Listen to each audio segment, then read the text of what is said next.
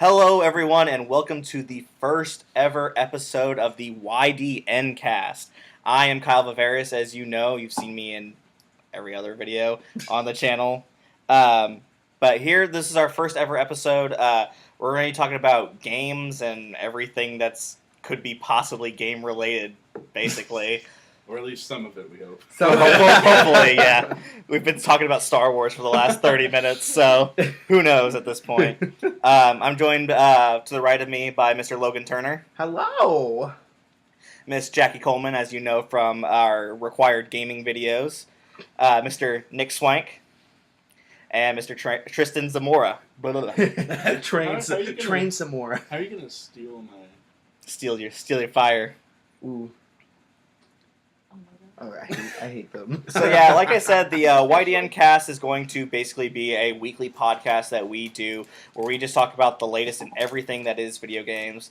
The usual format of the show is basically going to be us first talking about what games have we been playing lately, then of course going into, well, what's going on in news, and then we'll probably be rounding out the show usually with a rotating segment of like questions that I'll kind of come up with, and then we'll go from there into big roundtable discussion about different topics, usually. So, to start off, let's talk about everybody's week. What has everybody been playing? Tristan, let's go ahead and start with you. What have you been playing? It's been kind of a busy week. So, I play what I could. I tried to play what I could, but mostly Overwatch. Yeah. Yes. Yes. A lot of Overwatch. I've been trying to main Genji recently, and that... Do you need healing? Are you a pro? Yes, I need healing at all times.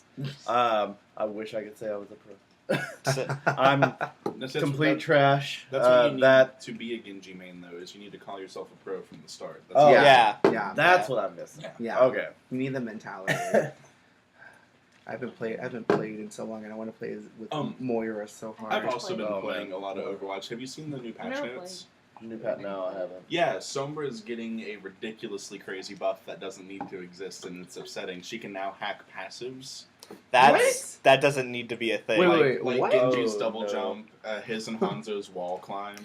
That's Used to be Lucio wouldn't be able to switch or boost songs. Now his music stops entirely. Are you serious? Oh. Yeah. Oh. And the hacking time got reduced by like 0.8 seconds to 0.65 or something like that. Jeez. Yeah. It's a crazy buff that doesn't need to exist, but Blizzard knows balance, right? Yeah, sure. I mean, Sorry, mini rant. I'm still a little furious about I think everyone's just upset that Sombra is easily the best designed character, obviously. That's one thing I will say about Overwatch. It's got artistic design going for it. Yeah, for days. definitely. She's my favorite visually designed character. Yeah. And all of her skins I would want to wear all the time. Real life, in the game. I want her. I want to be her. Logan Sombra cosplay. Win. Yes. Yes. Oh my God. 2018. Here we go. The only exposure I have to Overwatch is Tumblr posting like art of it. Hey, look. So That's not It's a not a Tumblr bad place to posting start. art. Oh, It's actual it's art. Genji. It's Genji and There's Ryan one Hart very fan noble fiction this whole time. Oof. Dad Hart and Genji son. Oof. Anything else, Tristan? No, pretty much Overwatch. Just Overwatch. What I could. Swank, what about you? What have you been up to? I've been playing a little bit of Overwatch as well, not as much as I have been. I'm finally getting around to making progress in Breath of the Wild. That's probably Oh, my nice. big Hell yeah. point of the last few weeks. Yeah. Whatever. Because I've started the game a few times, but I had never really made progress through it because I was bad at it. Yeah. But then I finally was just like, we're going to sit down and we're going to beat this damn game, and that's what I'm currently trying to do. I also picked up Golden Sun again recently. Does anyone here have any experience with those? Nah, I games? haven't played it at all. I've heard the name. Yeah, same. It's a fantastic Camelot RPG. Camelot's known mainly for like Mario Tennis and that kind of stuff. But, Fair enough. But Golden Sun's a really good JRPG series. The first two games came out pretty close to each other, and then there was a long break between 2 and 3, and now there's like no support for the fourth, but 3 left on a cliffhanger, so whatever, I guess. That's Fantastic. the worst. That's the worst Yeah. one. That's the. What else I was going to say about Golden Sun? But yeah, that's basically what I've been doing. Trying to beat Breath of the Wild and then reliving one of my favorite childhood games. Yeah, I've played a bit of Breath of the Wild recently, not like as much within the last like few weeks like within the last like week or two. Just because I got to a point where I finished the last Divine Beast, and then I was just like, all right, I'm gonna take a step back from this and kind of play some other things because I don't necessarily want to go fight Ganon just yet, but I don't necessarily Exactly. know what the next objective is for me besides that. So, um, I like that game a lot. It scratches a lot of the same itches that I think Skyrim used to do for me, Mm-hmm. like back in the day. Well, one of the cool things I've been liking about Breath of the Wild is that, like, there's definitely a sense of linear progression in the way of, like, there's an order that you're supposed to do things in, but you don't have to. Yeah, definitely. It's easily obtainable to not, like, the Zora Divine Beast is the first, and the Gerudo is the last, technically, but I did the Gerudo one right after the Zora one. Yeah, that's the way I did it too. And imagine my surprise when I'm fighting Thunderblight Ganon and I'm and getting he's my zipping ass around kicked. the arena. Oh, Yeah. I killed all the other ones first try, no problem. But then Thunderblight Ganon just fucking wrecked me. It's like the Zora Divine Beast, Waterblight Ganon. He doesn't really do a lot. Like, he floats around platforms. You have to chase him from platform to platform. Then you get the Thunderblight Ganon. He starts out, the match starts, and then he immediately starts teleporting around the map. Crazy fast, hitting you with lightning, beating the shit out of you. Like, it's ridiculous. Yeah, Sounds if you, awesome. yeah, if you get hit with like lightning and cool. if you get hit with like electricity-based attacks in that game, you your drop your sword and currently shield. equipped stuff, like whatever you have equipped. And So- all of his attacks are electricity based. So Fun. yeah, you just end up like, all right, I didn't quite dodge that attack at the last second, so now Let me go my shield find is over my here, my shield. sword is over here, let me run. I was gonna say I only ever got to play a little bit of it because I only got past the first Divine Beast, and that was during Christmas break, and then school happened. And I Yeah. was like, because it's a lot of it's a big time sink. Also, That was my issue, is I was never devoting enough time to the game to get good yeah, at it. and I also hate what are they called, the Lionels or whatever. Lionels. Yeah. The first I time hunt There's, those like, At motherfuckers. least two in the castle, y'all. Are there? Oh, Good. Yeah. I hate them. Yeah. Watch out. I thought what you were supposed to do, because when you're doing the Zora one, you're supposed to collect all those lightning arrows. And they're like, go up to this mountain, but be careful, there's like this centaur thing up there. And you go up, and I'm like, oh, okay, he's scary, but like, I'm sure I can beat him. No. Just every time, I'm like, I okay, beat him. like, and, oh, no, not me. Not me. See, I tried, but he noticed me at one point, and I tried to, like, get around a boulder so he couldn't see me. And I watched this bitch fire an arrow up into the air, and it just goes Dink. one my shot. God. I was like, how? You couldn't see me at all. Right? For me, it was one of those cases of like I got up there and I was gonna try to sneak around and grab the shock arrows and then get out of there, like a sane person. And then all of a sudden, like I wasn't crouched and I wasn't like sneaking very good, so he found me and I was like, all right, fine, we'll fight him.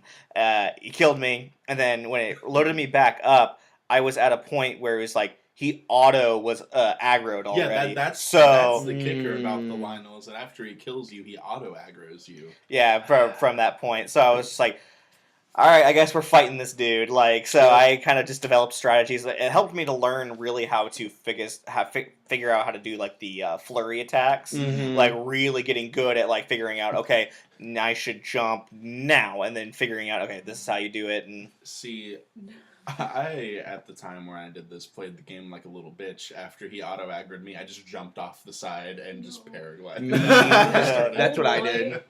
Old And boy we're out, decided ladies and to gentlemen. that I was going to watch him for 30 to 45 minutes, sneak around this rock, and just throw bombs at him. He did it for like 45 minutes. Did he beat him? No, he didn't. He just kind of stopped and then started sneaking around again. good. Oh, I like imagining the little Wind Waker sound whenever he sees you.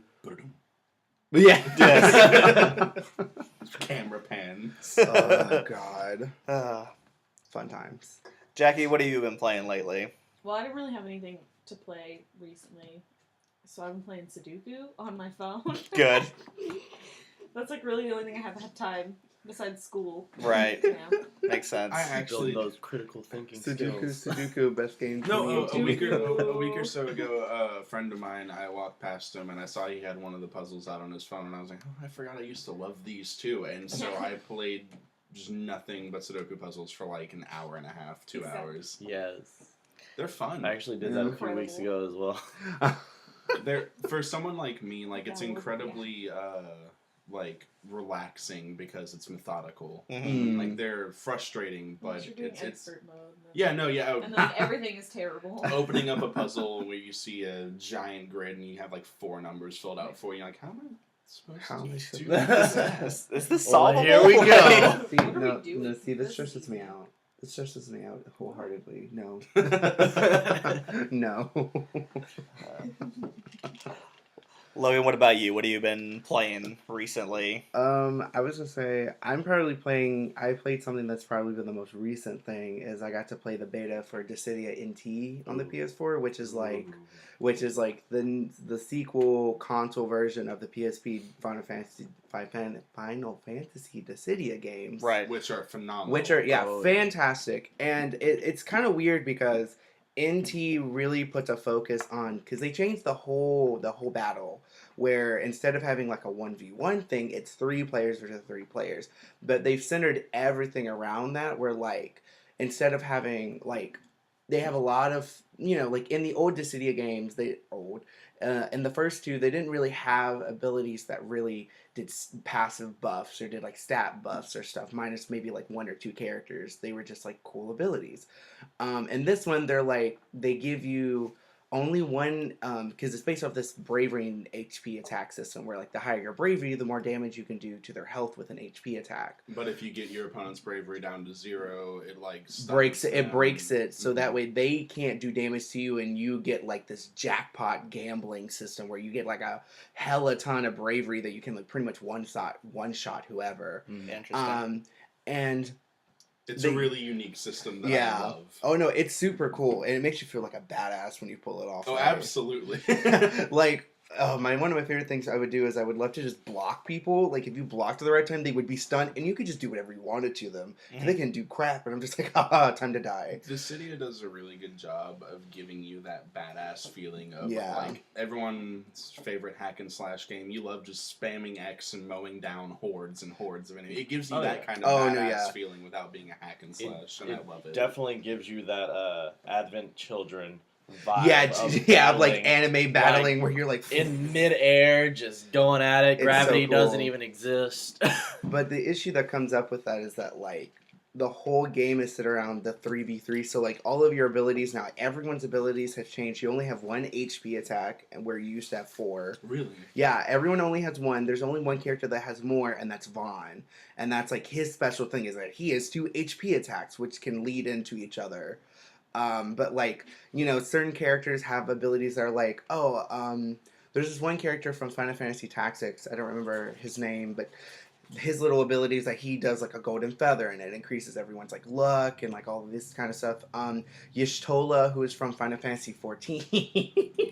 But like in regards to like the battle system, there's like one of the biggest changes I've seen is that they have this one character named Y'shtola who is from Final Fantasy 14, like the MMO.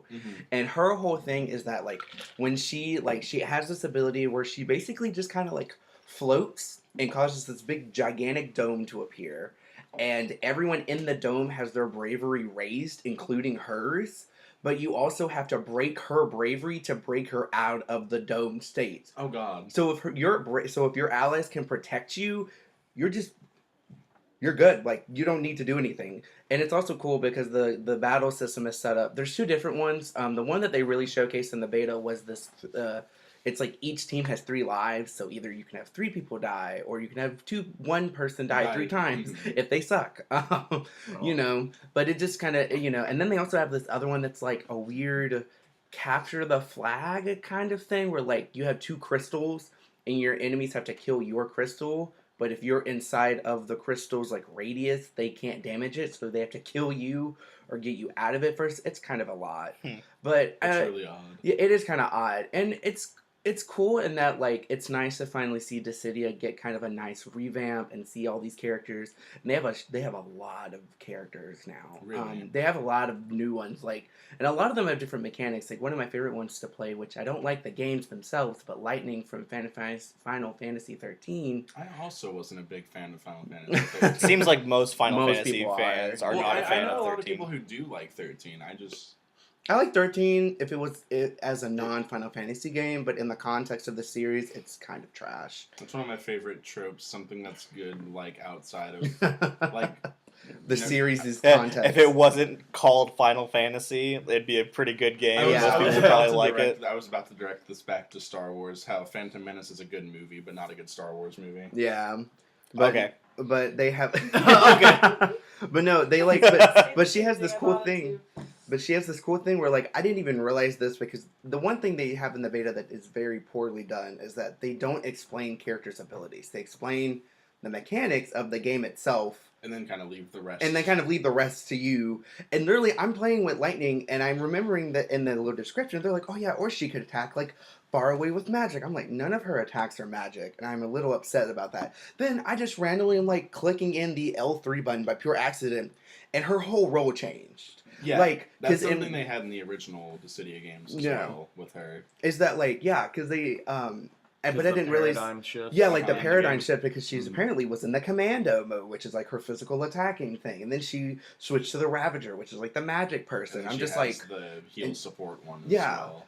and I was, but not in this one. Only this one is in the Oh, really? commando. Yeah, on this one, commando and Ravager, because I think they designate into different classes for each character. There's assassins, marksmen, specialists, which are people who can do special things, and then there's like whatever the physical people do, whatever they're called. See, that's like something that I really like about like kind of a different style of game, but like Injustice and like in Mhm. Injustice 2, Mhm. what they do is you can actually go into tutorial. Like they have like a regular basic tutorial for like learning how to fight in the game, but they also have specific character tutorials where they're like, Yeah, hey, Batman is good with these types of moves, and then gives you examples of like, Oh, hey, you cool. should learn how to do these combos, or like these are some base combos that you can learn how to do, and then like, hey, this person's character power does this, like he pulls out batarangs. If you hold down and B, you can like spin around with the batarangs all around you, like examples like that. But you does it for literally every single Everyone. character on the roster, That's so actually it, really it gives cool. you like a good idea of like, you know what, this is not my play style. This is not Right. how I want to play. I don't like to set traps for people when I'm fighting. So I kind of hate how a lot of fighting games get into the trope of there's like a generic tutorial, but all of the characters are so vastly different that you Yeah. just that kinda, you It's have to like- learn them yourselves in the for first place. instance, the Super Smash Brothers series, the tutorial's always done with Mario's fight set, which only exists to Mario. Every other character is drastically different, and you're just kind of left to fend for yourself. yeah. And so, and you know, it could be that it was maybe in beta and they didn't want to bore people with that because there's a lot of things that were locked off. Like each character you can only level up to like level 3, so you can only get like one other HP attack. Your player level could only go up to 4, I think so. Because the idea is that like as you level up, you get these opportunities to like gain little like bonuses and customize different characters. Like if you face against computers, I've seen vastly different costume sets and armors and weapons and stuff, and it's kind of cool. Hmm. But you know, I'm excited to see because I think it's out now, if I remember right. It is. Or Yeah, out? it is. I was gonna say Oh. so. Yeah, because I was gonna say because I'm excited to play it finally and get like the full experience. But I'm guessing that's a PS4 exclusive. yeah, I think so. For, It got a little bit screwed over as far as like a fighting game though goes, because like it came out a week after Street Fighter V Arcade Edition came out, Yep. and Dragon Ball And Fighters Fighters. came out. Mhm. So like those all came out in the same, both came out in the same week, I think. Has anyone played around with the new Dragon Ball fighting game? I played the beta. I want to play it so bad. It's. I heard it's suffering from I heard it's suffering from a lot of balance issues. Oh yeah, My roommate was talking about it. Apparently, Super Saiyan, Vegeta, Majin Buu, and like one other character are hilariously broken, and then everyone else is kind of alright. Oh man. from what I've seen of like, there's a one guy that I like to watch. He's part of a podcast I listen to called the Super Best Friends. Mhm. One of the guys from there, his name is Wooly. He has been really diving deep into like all of the mechanics of Dragon Ball Fighters, and he's like, he has pretty much said like you can play as anybody you want on this roster, but there are definitely characters that are going to synergize Yeah. a lot better together than others. He likes to play specifically. I think most of his strategy is based around Android 16. He's got like a bread and butter combo with him that I watched him play against like the other guys, and I'm just like, Jesus fuck, man! Like it's just like beat him up, like grab him, like pile drive him, like super. It's just like, oh my god, dude. right. I do appreciate the concept of the 2D Dragon Ball Fighter, though. Like It's so Oh, different yes. compared to like the new trend of like making it 3D because they like the Yeah. last 2D. Budokai. making Yeah, I was gonna every say- making every fighting game like Naruto's Ultimate Ninja Ninja Storm. Storm. Well, Which the is inter- not bad. Well, to me, like with Dragon Ball Fighters, they outdid Marvel vs. Capcom. Oh, Yeah, they big- they Oh, yeah. did Marvel vs. Capcom style better than Marvel vs. Capcom did. Which is Dude, sad. like, they announced the Evo 2018 lineup the other day, and Marvel vs. Capcom Infinite's not on there, Really? But Dragon Ball. but Z Dragon Ball Fighters- Fighters is. Good. See, but Nice. I've heard so much bad stuff about Infinite though too. Is that like I've Dude, heard Infinite- so much. On Steam, Infinite has a concurrent peak of 40 players in a 24 hour. 4-0? 4-0 in a 24-hour period, 40 players playing on Steam. Oh my That's God. insane. That's their peak. That's so. That's absurd. That is so sad. Well, I mean, a lot of people speculate, and it's not even like a speculation. It was just a big cash grab for the Marvel Universe movies. Yeah. Yeah. It's you just look it's at it. it's real disappointing because Marvel vs. Capcom is such a historic fighting game Oh, yeah. franchise. And it's always Like, been really good. usually like the trifecta of like the holy trinity of fighting games is Street Fighter, Mortal Kombat, and in my mind Marvel vs. Capcom. Like Right. maybe there are somebody who knows fighting games better than me that Well, would change that a little bit, but I don't know if there's necessarily like a trifecta, but like you have your series of fighting games that have worked their way into Divinity, like Mhm. yeah. Mortal Kombat, Yeah. Tekken. Tekken, that's another Street one. Fighter. Tekken, Street Fighter, and then apparently until Infinite, Marvel vs. Capcom Capcom. was definitely secured in that spot. Yeah. Yeah, And then I think it gives way for a lot of other maybe like less known not Street Fighter, fighting like 2D fighters to kind of come into the play. Like there's a lot of I don't know if any of you guys have ever played any of the Blaze Blue. Oh yeah, love Which Blazblue. Blaze Blue is Yeah, just- so extra and I love it. Well- And then we had Skullgirls come out, which is easily one of my Yeah. favorite 2D fighters from a while ago, a couple of years ago. But it's gorgeous, it plays great, and it's just like if the big ones are gonna mess up, one of these little guys are gonna come in and take their place. Like Yeah. Dragon Ball Z Fighters is gonna come and take your place if you don't do what you need to do. Well, it's interesting how you bring up Blaze Blue because Dragon Ball Fighters is It's made by- the same yeah, people. or was it Arc System work. Yeah, yeah, I Arc actually System did Works. not know that. That's Yeah. really cool. Yeah. That, It's that the- and the explains. Guilty it's why it's so Gear extra. Yeah, that So, I mean, mix that. Oh, my bad. No, I was Oh. saying that explains a lot of like the mechanics. Mm-hmm. So Mix that in with how absurd Dragon Ball gets, and like Yeah. it makes a great game. I mean, you want to feel like you're a Saiyan whenever you're playing. Yeah. and you truly do. Oh yeah. So this isn't part of like the news or whatever, but I got the Evo 2018 lineup pulled up. You got Tekken 7, okay, Of course. Okay. Yes. Fair point. Smash 4 on Wii U, Of course. of course, Street Fighter 5 Arcade Edition, Yeah. Yes. of course, Blaze Blue Cross Tag Battle, Yeah. Yes. Guilty Gear was Oh, a Guilty Crossroad Gear's 2, another one. is I have that not heard Yeah, that Guilty Gear is another one that's really Really? good Yeah. as well. Injustice 2, one, of course. Of course. Smash Bros Melee, Yep. Yes, it wouldn't be Evo without it. And- As and- is tradition. and as is tradition. and As Dragon Ball is Fighters. tradition. Yep. That is the lineup for Evo for Nice. 2018. That's a nice lineup too. As is tradition. Huh? You're pronouncing it wrong. No, it's Dragon Ball Fighters. Zzz. Like, okay, so Dragon Ball funny, Fighters. so funny note. Like, Bandai Namco made a tweet about the name of the game, like Really? correcting people. They're like, "It's not Dragon Ball Fighter Z. It's not Dragon Ball Fighters." Like they even spelled it out like zzz, like said a bunch of just pronounce it like Dragon Ball Fighter, Yes. like fighters. And I'm just like, I'm still, if you have to correct people, you didn't do a good I'm job still naming the gonna game. say Yeah. Fighter Z just because of the way it looks, how it's Exactly, laid out, like, it The makes Z is so sense. prominent. Yeah, right? like they went out of their way to emphasize Fighter. Look at Z. that. it's a giant. That is a Z. Fighter Z. Exactly. That's Dragon Ball Z. Fighter Z. Literally a giant Z. If it was small, maybe. Yeah. Maybe. But so I played that. Did you hear about the one of the like ways they launched Dragon Ball Fighters? What'd they do? They had like a exhibition match between Sean Schimmel and Chris Sabat. Yeah, I saw them talking shit to each other on Twitter, like who's gonna beat up who in, Yes. in Dragon Ball God. Fighters. By the way, Vegeta won that. Yeah, Of course, good. Of course. Fucking Sabat. I was gonna say I played that, and then like I played this for a little bit, but I've been playing this for a hot second for a while. But it's called Neo, which is like It's- Oh. okay. I've heard good things about Neo. I Okay, as someone who comes from the perspective of I like Bloodborne better than Dark Souls, but Okay. just because for me Dark Souls' aesthetic and story is very boring to me just because I've seen it, like I feel like I've seen it and it's not as interesting to me. Bloodborne I liked a little bit better just because to me I like that kind of Well, weird Also, the story of Bloodborne is a little easier to To un- wrap your head around. yeah. Because, like, the story of Dark Souls is just so absolutely absurd. I don't even fully understand it, and I've played a good bit of it. Right. But I also just don't like too their type of storytelling where it's very like opaque on how you have to find things. Like to me, I'm Yeah. like, if you have a story to tell, you need to tell it in a way that even if people who are casually playing it should know what's going on. yeah, Bloodborne's a lot more outright about its Yeah. storytelling, which I enjoy as well. And then Nia is in the it's made by the same people who made Ninja Gaiden. And Okay. so Okay. yeah, which it's actually fantastic. It's actually really intriguing. No, yeah. Yeah. And they have like a really good story. Like it's a single player experience. You play as the same guy who's the main character named William.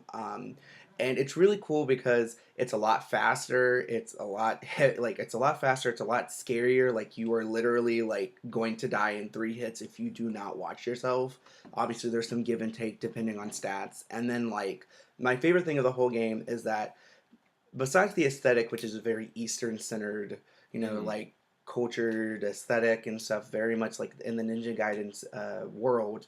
But my favorite thing is that you have these things called your like spirit animals or spirit guardians, Yeah. and basically it's your get out of jail free card. Where like if you're about to die, you're like, I'm gonna summon my magic cute 2 little like doggies that are lightning. I'm gonna fuck all of you up. It's fantastic. Good. Oh my Good. God. It's my favorite thing because you get.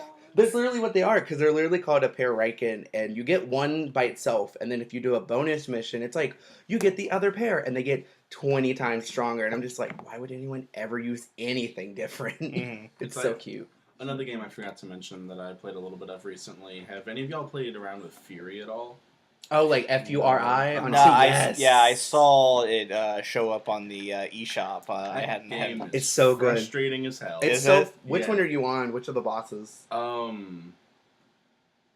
See, I beat the first boss. I beat the one with the shields With that the sh- fire your The shots back the at you. dang like music one. He's in the Yeah. middle of like a monk thing, and he's like, "Whoa, why can't you get the, to me?" The time guy or I whatever. hate him. And then the boss after that. You're on him. That's the one the boss after that's the The acid one, the swimmer one with the little like cookie things. no, that's the one I'm on. That's the one you're on. I hate him. It's a super frustrating game, but it's addicting. It makes you want to be good at it. Yeah, it's definitely one of those because the story's really interesting too. You I get know your which ass game handed this to is. you, and you immediately just go, "All right, I'm back. I'm ready to do this again." I actually hear this has a really good soundtrack. Oh, the Yeah, music is fantastic. The soundtrack is really Fantastic. unique. Retro new wave. Yeah. It looks like it's Yeah. similar in style to like Hyper Light Drifter, It like kind as far as like of- aesthetic kind of goes. is, yeah. The only thing that I don't like about it is that there's nothing besides the boss fights. Like you can walk from destination. Is it to a boss destination. rush kinda Yeah, it's a game? boss rush. You can walk from boss fight to boss fight, or you can just like press R2 and your character will walk itself to the next boss fight. Yep.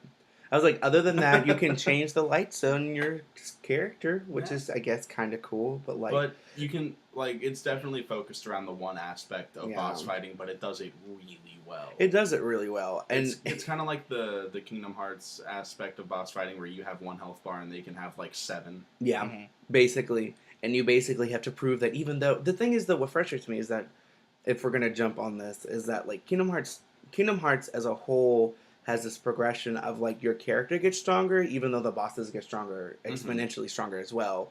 Fury doesn't have that. You stay with the same base skills the whole time, which sometimes don't do as much as I wish they did, or I wish you got something different, right? Just to like freshen it up, because the only thing that's different really is the interaction with the boss itself. Mhm. And then like the inner dialogue that happens. Plus your character never speaks, if I remember correctly. Like he never talks. It's always the guy. Not to where I'm at least. Yeah, it's either always the boss or you're like a friend who's in a pink purple bunny outfit who's like, huh, you wonder why they put you in a jail, do you, huh? Blah, blah, blah. And Well, I'm it's like, okay, because I got you out. Or yeah, whatever. it's like, I got you out. I'm like, and literally my whole thought is, you have to fight him at some point. You know. Yeah, Probably. It's very much so, like, I don't know if you do or not, because I haven't gotten any further into the game, but it's very much so one of those, it's like hinting at you, like, oh, by the way, this is probably going to be one of the final enemies. Yeah. Right. Or some kind of secret betrayal later on. Oh, no, or yeah. stuff. And Or it's not it's so totally secret. not secret. But no, Fury is actually really good, and I enjoyed my time with it. It's frustrating as hell. yeah, I have to take long breaks, and when I come back, I'm like, oh, that's how you're supposed to do it. Right. Anything else besides Neo and That's Dissidia? Destiny. No, Destiny. it's not Dissidia. I played Fortnite for the first time, how'd that go? and the first time I found some. I'm such a wuss in these games. This is why I can't play them. I landed in a place that I thought nobody was. And I went into a house. I found a golden chest. I was like, cool. And I got an RPG the first time. And I was like, Fuck. heck yeah. So I go, and there's like this 18-wheeler that has like the back of it open. Let's mess So some go in, people up. and I just sit there and I wait. And I'm like, no one's gonna find me because I'm like in the circle at this point. Someone comes in, sees me, runs away, and I'm like, oh, they were scared. Yes, they threw a grenade. And I was like, God. And I like, and so I ran out and I ran, and I'm like a person with an RPG. They should be scared of me, right? Right. I'm like running away while they just have like a pistol shooting at me. And Oh my being- God. I just shoot her. Yeah. No, see, but like, this is why I'm so bad at these games. And then my second round, which was the last round I played, I just hid in a bush. And when someone finally found me, I like screamed. I like screamed outside of the game, be like, ah! And I had headphones in. And my friend Spencer, who my friend, he like plays with me sometimes, and he literally goes, Logan, why are you such a wuss in these games? Stop! And I'm like, No, the best way to play Fortnite is what you do is you don't get off the battle bus. One of my friends You showed just me this. stay. You wait until it kicks you off, and then you float straight down and you observe the other people who are also floating straight down because it's reasonable to assume that they are AFK. And generally, they won't move when they land, and you can just walk up to them and... Yes.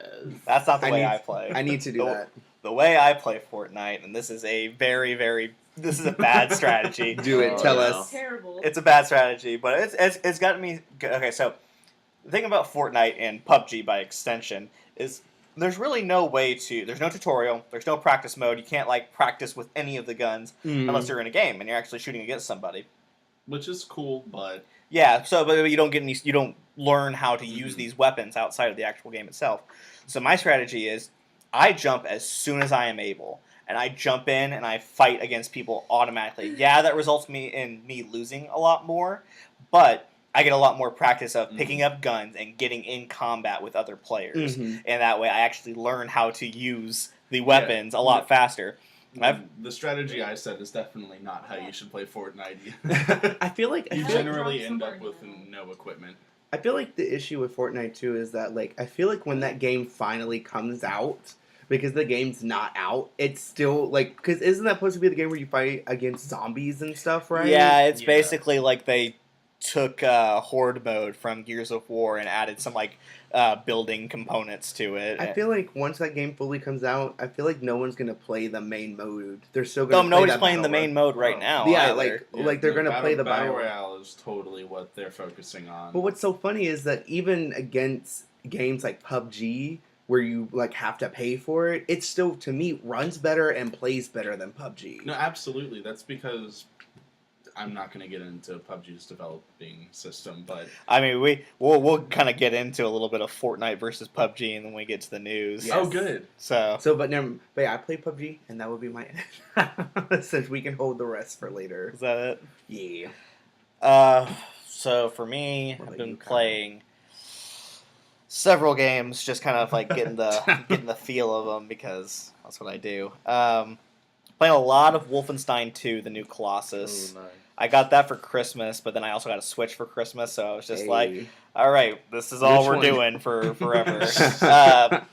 But yeah, I recently started playing Wolfenstein 2, the new Colossus again. God, that game is so good. that game had a lot of really good potential. So far, like, the story aspect of that game is really, really, really good. The combat is crap, though, which is really, really disappointing. Yeah, because the New Order was so good. Because it had a really great story to it, and the combat and like scenarios were really well designed also. Right. But there's just moments where you're like, typically the way that like they kind of give you a choice of like, play how you want. You want to sneak around and stab Nazis, or you want to just go in guns blazing. You can do whatever. That doesn't really work most of the time. It presents it as like, that's the choice that you have, but in reality, you don't really have that choice. It's so like they give you the choice, but you find out it's actually like, no, there are different missions that are like set to be done a certain way. Pretty much. And then like the other thing that's hard about that game is that you have a preconceived notion about first-person shooters about like, oh, the way that you play a first-person shooter campaign is that you get behind cover and you peek out and you shoot guys. You take one guy out, get back behind cover, reload, and then that's not how you should play that game at all. The best way to play that game is fucking dual wield assault rifles, running through, just shooting people like Have y'all seen Inglourious Bastards? Yes. You know that scene where they're breaking Hugo Stiglitz out of the prison, and it's like the guards are all there, and the guy runs by and shoots him? Yeah. That's exactly how you should play Wolfenstein 2, The New Colossus. It really is. It's just like that. The story is so good, and like the writing is well done. I'm surprised that they can make you actually care about a character like BJ Blazkowicz, like somebody from when the game was originally put out, like the original Wolfenstein. It was like BJ Blazkowicz was just like a face. He was just a face that would get bloody on like at the bottom of your screen when he was taking damage, and that was it. There's no character to develop there. It was just but like in this game you actually find out more about who he is, him facing childhood trauma from his like abusive father, like finding out about his about a little bit about his Jewish heritage from his mother, and then like this motley crew of characters for like all these different walks of life of people who would basically get fucked if the Nazis had won World War II. It's really good. There's a scene that I watched most recently that I made like all my roommates watch because it makes me laugh so hard, because everybody's had this conversation at some point. There's a guy who is part of your crew. His name is Super Spesh. And he's like you're going to Roswell, New Mexico to pull off a mission. I won't get into the super details. Does it deal with Area 51? Yes, it does. Okay. It does deal with Area 51. They've built the Nazis have built a command post at Area 51 basically. And you've decided that you're going to go nuke the place. So yeah, I'm about it. Yeah, I'm here for it. So there, you meet up with Super Spesh, who is like your agent on the inside, who's going to get you. He runs a diner in Roswell, and he has like a secret.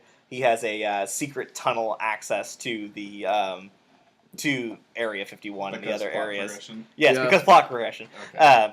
It's like secret, like underground. You go in there, and it's like the wall is like lined with like a special type of like wire netting and stuff, and like he's got like conspiracy shit all over the wall. And basically the entire cutscene plays out in like this weird way of like BJ just kind of sitting there very politely as Super Spesh basically lays out that this is a giant fucking space alien conspiracy, man. And like, everybody's had that conversation once. It like basically. And anytime BJ kind of like gives him this like look, like, okay, maybe you're like, because BJ actually knows what's going on, how the Nazis got this technology. It's not space aliens, it's something else. And so he goes, like BJ will go like something like, well, I think the Super Special just going something like, no, I'm not saying that it's space aliens, but it goes without saying that it's extraterrestrial in nature. If you catch my drift. And then BJ's like, no, Super Special. It's not alien. And like at one point he just fucking blows up on him. He just goes like, what the fuck fuck would you know? I've been a lawyer for so many goddamn years to know. I know a conspiracy theory when I see one. Now, I'm not saying it's space aliens. For all intents and purposes, it's space aliens. It just kind of devolves from there, and it was just one of those things. I was like, oh my god, the writing is just so good. So it's hard because like the writing and the story progression of the game is fantastic, but the combat just gets so frustrating. So would you say like there was a little bit of a style genre shift between the two games, or are they more or less still following the same structure? I don't really feel like there's been like too much of a genre and style shift. It's just I feel like a lot of the problems that I have with the combat in Wolfenstein 2 have a lot to do with the fact that they've got some cool level design, but it's poor level design at the same time. Like everything looks good, the aesthetic is great, but it's like there are enemies placed in areas where there's like no possible way for. Basically, the way that I like to play Wolfenstein 2 is I like to walk around and like sneak around until and kill as many of them as I can, and then if I get caught, it's like, all right, cool. Now we're doing this. Like kind of like a Dishonored feel. Yeah, a little bit. Yeah, pretty much. Except I don't hate this. But yeah, but I'm also really bad at Dishonored. like with Wolfenstein, with Wolfenstein: The New Order, it always felt like I'm not I have an opportunity to make it through this entire thing with killing everybody silently, and like I have an opportunity to that. With this, it doesn't. With Wolfenstein 2: The New Colossus, it doesn't feel like there is an opportunity to be able to make it through all the way with like killing them how I want to. It's like they force you into a way of doing it, even though they try to make it seem like you could do it another way. Exactly, and that's probably the biggest problem that I have with it. Also, the combat itself is not quite as tight as I would like it to be. Maybe I just need to tighten up sensitivity settings or something like that. Overall, I love the game. My draw to those games is always like Inglourious Basterds is one of my favorite movies of all time. And I think a lot of people's, like, whenever they talk about their favorite movies, a Tarantino movie's gonna pop in there. It's my favorite Tarantino movie for sure. Mine's The Hateful Eight. I really liked it. Anyway, continue. Sorry. But so it's like my goal with the Wolfenstein games is like I want to feel like I am playing my own story in the Inglourious Basterds cinematic universe, quote unquote. So I want to do stupid, ridiculous shit. I want to be able to go in and have this thought process of like, we're going to be doing one thing and one thing only, killing Nazis. Right, exactly. So as long as I am able to feel that like kind of empowerment as I'm going through, that's what I want out of the game, and that's definitely what I'm getting out of the new Colossus. Right. Have you gotten to the part where you get to ride on that dinosaur thing and breathe fire? Not yet. I'm not extremely far in. That part I was telling you all about with the with Roswell was like where I had left off. I got done with that cutscene, and I was like, all right, that's a good place to save and turn off for right now. They do some very interesting things with that game because before you get to that point, you're undercover you're disguised as a firefighter walking in Roswell, and you got a fire extinguisher in your hand, which has a nuclear warhead in the fire extinguisher. That's awesome. Oh my god. But you're walking through the streets of downtown Roswell in the 60s, so for the most part, everything looks the same, but you forget the fact that like the Nazis have taken over, so instead of wherever you would see an American flag normally, you see a Nazi flag instead. You have Nazi officers walking through the street. Even crazier than that, you have Klansmen walking through the street, like the KKK walking, because basically when the Nazis took over, the KKK was like, "Hey, we've got similar views as you, so let's be allies." So basically, the Nazis kind of like gave the Klan like basically part of the South to like basically take over. Like you hear people talking about like the craziest things in the street, like the atmosphere of the game is really well done. Like you hear people talking about, oh, I caught my slave trying to steal from me red-handed the other day. Like in the 60s. Yeah. Oh, there was a good one of the really great detail. There was one where it was like a Nazi soldier was talking to a couple of Klansmen, and he was quizzing them on their German because changeover day was coming up, where the national language of America was going to be changed to German, and everybody needs to be able to speak German. That's going to be the official language of the United States. And so the Nazi soldier is quizzing these Klansmen on their German, and it's very country boys trying to talk in German. Dankeschön? Like, that was an interesting moment. There's another one where it's like, this woman is she must be probably around our age, like mid 20s or whatever, is like kissing ass to this Nazi officer or whatever, and she's talking about there's like an equivalent of the Beatles, except they're Englishmen pretending to be German, but it's basically the germ like they're the Beatles still. Yeah. Good. And she's just like, I don't understand how you guys can listen to them. They're just Englishmen pretending to be German. I even stopped listening to Mozart when I found out he was some sort of impure Austrian. Oh my god. And then the officer's like, you know that the Fuhrer is Austrian, right? And basically, they're all flirty and stuff up until that point, and then she says that, and he's just like, "I'm gonna report you to my superiors. Don't make this a habit. Don't." He gets real crazy. It was really well done, atmospheric writing. You know, it's to really help you put yourself drags you into. Yeah, what would Roswell, New Mexico be like in the 60s if the Nazis won the war? It's like every beginning of every BioShock game as well. Especially Infinite, where you're walking through the streets of Columbia and you're hearing those side conversations. There's that a cappella group that's singing that one crew that's on the flying ship, and I'm like, this is the stuff that I love. And it's always those finer details for me that really really draw me in. I'm like, now I'm committed, right? Oh yeah. Exactly. Besides Wolfenstein 2, haven't been playing too much else. Started playing. I got this indie game the other day on Switch that I really, really love called Floor Kids. Have y'all heard of this I game? have not. No idea. So this game has so it's a rhythm game, Okay. but it's not like a rhythm game where you have to tap a certain button at a certain time or whatever. It is a rhythm game that's all based off of breakdancing. And it is. Is that you? So there's four. Killer Bee. There's 4 different styles of dance moves that you can do. There's top rock, which are your moves that you would do while you're standing up. Down rock, which are all your moves that you would do down on the floor. Power moves, which are usually your spin type moves. Okay. And then freeze moves, where you hold a position for a certain amount of time. Also, but cool thing about freeze moves is if you hold it for too long, I think it's actually 16 beats. If you hold it for 16 beats, you actually will fall. You'll lose your balance and you'll lose That's points awesome. instead.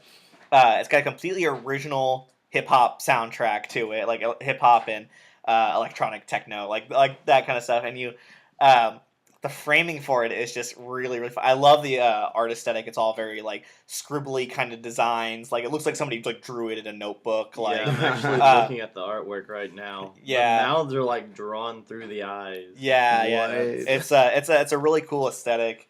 The music is all really, really good. That looks neat. There's 8 different characters that you can play as, and they each have their own style. They all have their own stats. This character, I think one of the the first character you can choose to start off as whoever you want, but as you go, you're gonna progressively get more characters that you can play as. There's Noogie, who is good at who's proficient in top rock skills, or okay. yeah, and others who are proficient in down rock, and so it gives it almost kind of a class system. Yeah, a little bit. So there's 8 different characters. They have their own proficiencies, and you can look at the characters, and each character has okay, here's a combo for this character. Do this move, then this move, then this move, then this move, and you'll get bonus points on top of that. That's really neat. It's really well done. It's short though. That's my only complaint. Is I played through the single player, and I 100% got 5 stars on every song in 3 hours. Oh, really? Yeah, there's a multiplayer component to it though too. I haven't played it yet, but it seems like it's very reminiscent of that. You seen that episode of South Park where they have the dance crews that? Oh, he just got effed in the A. Yes. seems like it's like that. Like you build up like meter to like perform a burn on your opponent, like, and he's like taunt each other. You can like throw out your hands like this, like it's. I love it. It's silly, it's stupid, but it's really funny. The single player mode kind of like as you get to new venues, it like has like a kind of cutscene for like the loading, and it's like different kind of like it's like comic book framing on the loading, and it's like almost like it starts presenting you with all this type of like philosophy, but like it relates the philosophy back to like breakdancing and like and rhythm and stuff like never forget about the beat. When all else is going wrong, return to the beat because the beat will always be steady, always be there for you. Like basically they refer to your characters as dance warriors and like shit like that. It's one of those like it takes the silly game, but it tries to like it adds add like that seriousness. Yeah, but it does it super well. Like Uh-huh. the end of the game, like the last level, you have to have all the characters in your dance crew, which is not hard to do, and you have to have at least 70 stars. I got about a total of 120. The last level, I shit you not, is the Peace World Summit, like where you go and you are breakdancing on top of a table in the middle of like one of those like World Summit headquarters in front of all these different diplomats, and then your dance crew is there in the front row cheering you on while you're dancing in front of all these people to help bring peace to the world through your funky dance moves. It is awesome. I love it so much. It's $20 on the Switch eShop.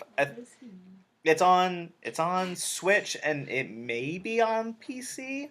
I'm not sure. I'm not completely 100% sure on that, but it's $20 and it's a lot of fun. I need to play some of the multiplayer, but like I was gonna ask, is it kind of like a thing where it's like a competition where you can like face each other and all that? I'm assuming. Well, like in the single player mode, it's like a freestyle thing. You're just you're just trying to rack up points. Like, but in multiplayer, it is like a straight up face off where it's like you perform dance moves and you try to rack up a score. And I'm assuming that it's like it's the opposite. Like you're trying to beat the other person's score, and the other person can like perform burns on the other opponent. Like it's fucking stupid. I love it though. Is it like a traditional dance rhythm style where like there's inputs you have to do, or do you like create your own? You create your own inputs basically. Okay. It's like so you'll have the song going and like the beat will just be going like doom doom doom doom, and like it has a rhythm, like has a beat indicator at the top just to kind of keep you in, and like tells you like how far along you are in the song also. And so as long as you're pushing whatever button, like so, each person has 4 moves in their top rock, 4 moves in their down rock, 4 moves in their power moves, and 4 different freezes. So it's for a total of 16 different moves. Okay. And as long as like for like down rock and top rock, as long as you're pushing that button that's associated with that in beat with it, you're racking up more points than you would if you were just like off like kind of like the beat like. Yeah, basically it's like when you start off, as long as it's just you're tapping the face buttons, you stay in that top rock. Flick down on the joystick, you'll move down to the down rock. Spin the power moves are like literally taking the joystick and you spinning them clockwise or counterclockwise, and then there's the power moves where it's just like you hold down R and do clockwise or counterclockwise. And then to do a freeze move, you hold the joystick in a direction and you also push the corresponding face button with it. So it's like if you want to do a freeze upward, you hold the joystick up and you hold down the button up, the top button. You want to do one left, joystick left, whatever the left button is. Okay. Down, you hold down on the joystick, hold down on the whatever button's on the bottom. Right. So, and then there's different combos that go off based off of that. Each character kind of has like a flashy move that they can do when they're in like the top rock position. Like if you flick the joystick up while you're in top rock, they'll do like a flip kind of move, like to like land into like the next move. Same if you press down when they're yeah. Usually if you just kind of like if you hold down the down and then go down to that, it's usually just like go straight into it. But if you flick down, they'll usually kind of do a move to like get down into the down rock. So. It's pretty interesting. That sounds really neat. I kind of want to play it. Yeah. It's definitely different. But like my only complaint with it is that it is pretty short for a single player like component. There's no online on it, so it's like all local play. Okay. But you can still do like the usual Switch thing where you can like hand the Joy-Con to somebody else and play like that with the Joy-Cons. Like, That's- tiny little Out of things. all of the things to talk about the Switch, that's probably one of the coolest things in my opinion. it really is. I like when I got my Switch, I forgot that was a thing. But then I got Mario Kart, and I was like, oh shit, me and my sister can play Mario Kart. Emily, get in here! Like, let's... That's the equivalent of sharing a chocolate bar. You're just like, here. Yeah, exactly. It's like I was one of my friends. We were hanging out, and he was playing Mario Kart, and same thing. And he was like, "You want to play with me?" And he just handed me a Joy-Con. I was like, "I can Yeah. do." You can even What? you can even So- do that. You can even do that with Super Mario Odyssey too. Yeah. Where like you can have someone Whoa. play as the Cap and Cappy. No, and really? it's yeah, and Yeah. me and my roommate, we were playing it. And it was so funny just to fuck with him where I would just have Cappy just randomly be in front of him. He'd like jump off the side of the stand. He'd be like, "Stop!" And I'm like, "Never."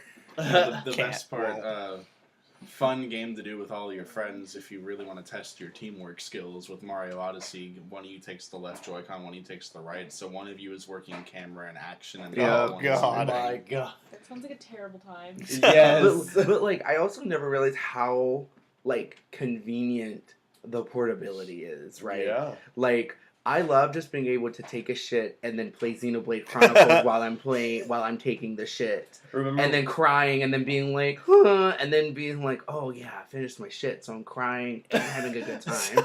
I remember whenever the Wii U came out, everybody was like, "Oh my god, I can play video games on the toilet," Yeah. and everything like that. And it's like now you have the Switch, and you're like, "Oh my god, I can play on somebody else's toilet." Yeah, right. and honestly, like the Wii U, I feel like a lot of people gave it so much shit, but like it really had some good features. I The mean- issue with the Wii U is that Nintendo didn't market it very well whenever, Yeah. like in its development. Mhm. Once it came out, it was fine. hmm But it was like that first initial launch period where no one really had games for it. But like once Mario Kart 8, Smash 4, Well, the what else? They had what was Wonderful- the other Wonder- big They had like Wonderful 101. They One, had Metro Prime 3. Super Mario come out. Maker, Mario Once Captain those Toad, games Treasure came out. Hunter, or whatever. Oh, yeah. That's the thing is that like the initial like marketing period of when a console is first coming out can make or break a console. And yeah. it almost broke the Wii U. It almost broke the Xbox One. Yeah. That's why PlayStation 4. Worldwide, it kind of did. Yeah.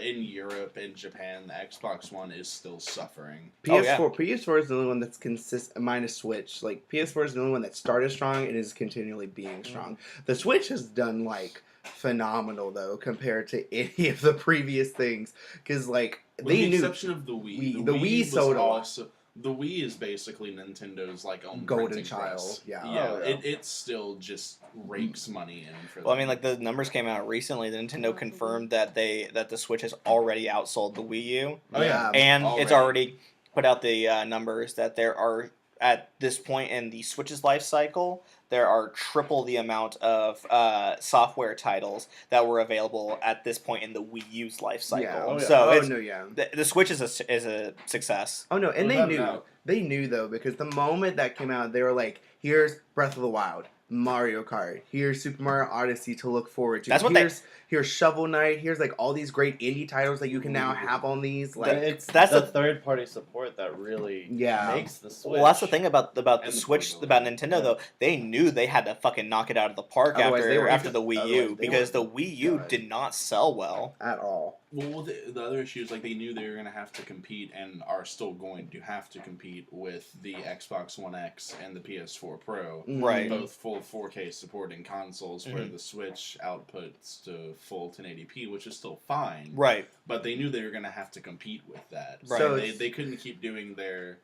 Nintendo strategies. Like Wii here's U fun little too. here's like fun little things that you can It's do. like- Nintendo knows how to make good games, but Yeah. their business strategies have never been the best It until sucks, the yeah. Switch. The Switch has completely thrown Nintendo back into the console wars. Yeah. And the thing is that we always as consumers want those kind of like we want those conflicts between companies because that benefits us Mhm. because they'll keep trying to do things better. for us. So Yeah. like if Xbox X is like, oh, now everyone gets to play. If Xbox is like, everyone gets to play it online for free now, because that's totally not a thing that happened before. PS4 is like, oh, you can do that too, and then Switch is like, oh, you can do that too. Oh, here you go. Like when they Except first except it's the opposite oh, now, now it's because the opposite. at this point for Xbox, their biggest revenue that they bring in is Xbox Live subscriptions. Mhm. And they're counting on that subscription model with like the Xbox Game Pass. Like, Yeah. do y'all know about Game Pass? Yeah, I remember you telling me a little bit about it. It's a pretty neat. Yeah, it's like for anybody that I guess that doesn't know about what Game Pass is, it's basically like a Netflix kind of service for Xbox games. Oh. Except you're not streaming it; you're downloading it straight to your console, and you can it's $10 a month. Huh. Kind of subscription-based service. Gamefly, is that you? Yeah, it's nice. It's nice because you're able to download it instead of streaming it, so you don't have to really worry about latency at all And performance issues. and performance issues in general. And then recently, within the last couple of weeks, they announced, and this is a brilliant strategy, is that that starting with Sea of Thieves, any Microsoft like exclusive games will be available day one on the Game Pass as well. Yeah. So that Oh. means Sea of Thieves will be available day one on the Xbox Game Pass. State of Decay 2 will be available day one on Xbox Game Pass. Crackdown 3 will be available. Ooh. Any future Forza, Halo, Gears of War game will all be available And day one. Another cool thing that Microsoft has been doing is their Play Anywhere. Yeah, That's Yeah. awesome. it really is. The thing they need to really work on though is like the cross-play between the two, because it seems like that's still kind of lacking. Like that was the original promise of making sure, hey, you can play with your friends on PC. Well, the only issue is that you have to find a game where keyboard and mouse users won't have a distinct advantage. Yeah. Yeah, it's Like- hard. Because Like for example, Overwatch. everyone wanted it with Overwatch, but that won't work because the cross-platform meta would just be flooded with mouse snipers, basically. yeah, and Like- no. I was gonna say a good game that could possibly launch this whole cross-platform thing though is Monster Hunter World. Yes. Whenever that PC version comes out, eventually. Yeah. Eventually. But I can't see a huge advantage to keyboard and mouse players over controller players with Monster Hunter. I don't think so. I mean, I feel like people who even If who are anything- even on PC, they would probably use a gamepad anyway. Yeah, that's what I'm saying. If anything, it might be the other way around. Right, Right. exactly. Because I think there's a lot of timing and a lot of like things you have to be doing at once that you can do a lot easier with something in your hand versus like Exactly. right, like having 14 fingers on. You can get 14 fingers, right? Right. But so. Oh yeah. Bring your foot. This is my foot pad today. Jumping back to the Switch for half a second though, I love how much Nintendo's kind of like they've been made aware of how good of an idea the third party support is. Like Xbox One X is offering all these cool things, and Nintendo's like, but hey, you can play Dark Souls on a Switch now. Right? Yeah. Right. Yeah. You want to play Doom on the go? Here you go, motherfucker. Do you Like wanna coming up next month. You want to play Wolfenstein 2 on the go? Kobe. Like there you go. Like do you wanna that's play- such a cool thing though? Like, Do you want to play Skyrim? The 400th release of Skyrim, No, but now you can play I it while don't. you're taking a shit, I Like, don't. that's- or I when don't. you're on a We're plane, gonna or when keep you're, going back to or that. when you're, or maybe when That's you're his on a favorite plane. part. No, it is. that take a shit standard. Or, That's or like when you're on a Such a plane cool or thing, something, it's or like- when you're on your. oh yeah, you're playing like say on your Xbox, your PS4, your PC, whatever. You're playing Dark Souls or Dark Souls 2 or 3 or whichever one, Mhm. and you're in this middle of this really hard boss fight, and then you got to go somewhere with your parents, and you just- can't pause because it's Dark Souls. Yeah. But now with your switching, it's like, okay, that's fine. Keep playing. You're like, Parents' what? worst nightmare. Yeah, right. Instead of showing someone a cool boss fight, you can bring it with you to their house to show them. Or like, Like- you can play it on the road. Like Yeah. unless you're Yeah. driving, we don't condone that. Yeah, I don't know. don't switch and drive. Don't switch. Hashtag Hashtag don't switch and drive. To be fair, that's the first time. The first time I ever played Breath of the Wild was when While you were driving. No. Me and my roommate, we were going to Bossier for some reason, and I was driving, and so he was playing the Switch in the passenger seat, and then when we were coming back, we switched. So we switched. Whoa, but no, Well, that's gonna do it. No. Switch. But, We- like, but no, yeah, it's it is. also a super cool way to like be introduced to games. So that was the first time I saw any gameplay of Mario Odyssey or Splatoon 2. Was just like walking through Kappa or the Student Union, and you see someone with it, and you're like, oh. Well, let me look and see what's going on here. Let me crane my neck and be like, "What Yeah. you doing? Got any games? you got games on your Switch? Well, I would know. Right. But I mean, I think the only other game that I've been playing recently, and this one's going to be a little bit of an interesting discussion, Star Wars Battlefront 2. Boo! Ooh. Boo! So I got this game for free because my cousin bought it, and he and I have game sharing set up on our Xboxes. Hey, that's So what you I got do. it for free, and I was like, all right, well, I wasn't going to buy this game myself, but if I have it for free, I'll give it a shot. I'm not going to put any money into this. That's exactly what I did with Star Wars The Force Unleashed 2, Yeah. which, by the way, I'll go ahead and put my stamp of it's absolutely terrible. Wait, the second one or the first? The second one. Oh, okay. No, I I was about to adore say. the first I was one. about to That's why be I was so offended. excited. The second one is so fucking short, and they recycle half the fucking map. Yes! Oh my. No, It's I true, ran it's through true. the same corridor 8 times on Yep. the first map. It was like, hey, I just went through this hallway. Yep. But I've been going right the entire time, so I know it's not the same hallway. Anyway, feel free to get back to Battlefront. I just... No, so It's Battlefront okay. I feel 2, you. it's fine. It's It's definitely, Mediocre. It's definitely an improvement. okay. Okay. It's I don't know how to describe this game. Have It's you like, gone to ever play as Vader? I actually got Vader. I purchased You did? Vader through credits. I got through the in-game currency. I did purchase Darth Vader.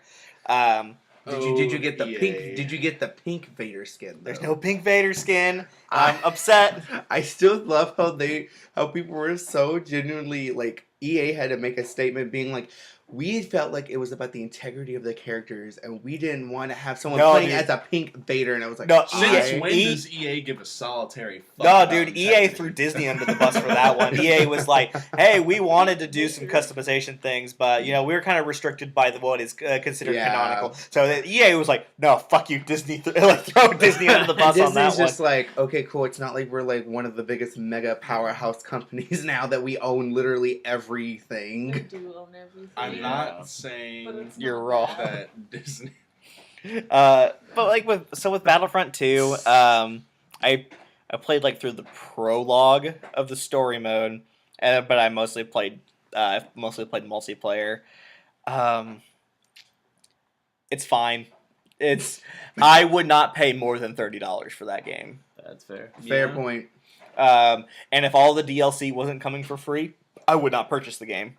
That is one thing. I'm glad that the free DLC is, well, free. Free, yeah. I was gonna Just say I don't think that- they could get away with it. That was not one of the being- bigger selling points. Well, I say selling points. I didn't know about it until after I already purchased the game. But with Shovel Knight, whenever the Spectre Knight DLC was announced, it was free. I was like, okay, Right. that's awesome. Like, Yeah. Right. you mean I got this $15 game that has tons of content and the DLC is going to be free? I'm all Right. about it. Right, Yeah. exactly. But not many games do that. Yeah, I was gonna say I think the difference too is that Shovel Knight's a good game, like fantastic, and Oh, has yeah. so much content versus I Battlefront own that 2. game on 3 consoles. So does my roommate. I've purchased Shovel Knight on my PC, my Wii U, and my 3DS. Worth. It's But amazing. It's just And I've frust- still spent less money on it than I would a regular $60 game. exactly. Yes. It's just frustrating because Battlefront 2, I feel like even if if they hadn't made the DLCs free, I feel like they would have never gotten away with it. No. The problem I think that Battlefront 2 faces is that when you play it, it feels like this game was made in a boardroom, and all the decisions about this game were made in boardroom decisions, not like some like EA execs and Disney execs got together and were like, well, naturally, this is what's going to happen with this game, instead of just being like, hey, just remake Battlefront 2 from the PS2. That's what we want. Add new trilogy stuff. Just remake Battlefront 2, but also give us new stuff. Right. But just keep it the same. That was fun. I like the loadout system of like star cards, and like that system is like unnecessarily obtuse. Like it's like it doesn't make sense. Like That's why? a fun adjective. Yeah, Yeah. it's like it's just there's no There's It's- no it's reason past- for it, It's man. past 90, it's past 90 degrees. Yeah, it's not right. It's not right. It's not right. It's like the That makes so much frustration sense. Did you have an that epiphany? I just had an epiphany. it's like the frustration, or at least I feel like it's the frustration I kind of experienced being a diehard Kingdom Hearts fan and then playing Chain of Memories for the first time. Yes. Mm. What is this fucking card system? Yeah. Yeah. I still say it's one of the But- worst things they've ever done in Black. Like once you get used to it, Chain of Memories is still a fun game. Oh, Like, it's fun, yeah. Coming from Kingdom Hearts 1 and 2 and like, oh, let's play these main series but not main series games. I What the still fuck is this haven't- card mechanic? And you're like, what do you mean I can't press my X button repeatedly? Oh my God. What do you mean I have to think? I still haven't played Kingdom Hearts yet. No. You were It's- missing out. It's been how long now? It's fan. You can probably play all of them before 3 will come out. Oh, Yeah. no, actually, you should probably wait till 3 comes out because I almost guarantee you Square Enix will make a giant bundle that will be like $80 where you can buy every single game. Oh yeah. That is what they do all the time. Yeah, with Battlefront 2, it just I think the loot crates with it, they wouldn't be so damn bad if it was just cosmetic stuff. If it didn't give you if it didn't give you distinct advantages in game, like, hey, your cooldowns on this ability are 5% faster than they would be. And that is ass. Yeah, Mhm. like 5% doesn't sound like a lot, but in But the it- heat of battle, like that's a It plays in. You shouldn't give people advantage because of money. exactly. I really do enjoy, however, the Starfighter Assault mode, where it's literally just all like flying around like that is my mode of choice at this point No, because I space battles in Battlefront are amazing. yeah because I end up flying around. Like I was playing with my cousin the other day, and I got on like a 9-player kill streak. I was having one of those moments where I was like zipping in and out of like there's one map that you can do for Starfighter Assault where it's like you're fighting in the debris of the second Death Star. Like you're Ooh. flying in and out of like the see, it's like moments like that where you're like, oh yeah, I love me some Star Wars, but then you're just like, oh, fuck EA, god damn it, no. It's just like one of those things. It's like, there's so many good things, but I was playing and I was recording myself on that because you're playing as I'm flying around with an X-wing. And I was like, I fly around this debris right behind an enemy TIE fighter and I just fucking nail him. And I'm just like, that's the most satisfying feeling. I swear to and then you see, use yourself 5% cooldown. Yeah, Yeah. Fuck yourself. uh, It's like imagining the analogy of like I don't know, like meeting a very nice pretty girl at a bar and then taking her home and then she pulls off a mask and it's like your sister playing a prank on you. It's like that level of disappointing. fair. That's excessively like specific. I don't have sisters, so it hasn't happened to me Okay. before. Have you or a Also, loved one? yeah, have you or Have you or a loved one been been tricked by your sister? I was also like, I'm also don't like Sheila, women. not again. Stop white people 2018. What's that one little brat from Drake and Josh? Megan. Oh, Megan. Uh, It's also funny because guess what? I don't like women. so Why would I go to a bar with women? fair enough. Yeah, Jackie. Yeah. Jackie. Wow. Wow. Gay people exist. Wow. But yeah, that's really all I gotta talk about for like this week for my week on what games I've been playing. So next we'll kind of just move into the news segment. The news. Ooh, boy. First story from this Channel week. 5. The Channel 5 News. Oh. Ooh. Nintendo Gold Points can be used to buy Switch software soon. Is a fucking awesome. That is a Yeah. great. That's I am. What? Like, that's really cool. Yeah, about time. Like, Yeah, I'm seriously. fuck. What else am I gonna do with my Nintendo? Right, Just look at them and be like, wow. So it seems like you're going to be able to use those points to, like, cash in on, like, discounts on the game. And, like, depending on how many points you have, you could probably purchase a whole game Well, with it. It's like One of my favorite things I've ever owned is my Steam controller, but I never would have got a Steam controller if I didn't have enough points, power-up rewards points at GameStop to get it for like $6. Oh yeah. Right. There you go. I remember hearing that it seems like the conversion rate will probably be 1 gold coin equals 1 yen. So I'm about to find out how much what the conversion rate from yen to Not American a lot. dollars. Yeah, I don't think it's a lot actually. Yen is very small compared Yeah. to the US dollar. About well, I think like 100 yen is the equivalent, rough equivalent to like $1. Yeah. So you mean it's a penny per point? Yeah, 1 Japanese yen equals 0.0092 US dollars. So basically Basically a penny. So that's Wow. kind of like what the rumored rate is at right now. Like it hasn't been confirmed, but so it's like you're gonna need a lot of gold coins. I'm sure it's Yeah, going to that's be what I was gonna something say. like that, but with the more points you have, you can start getting like...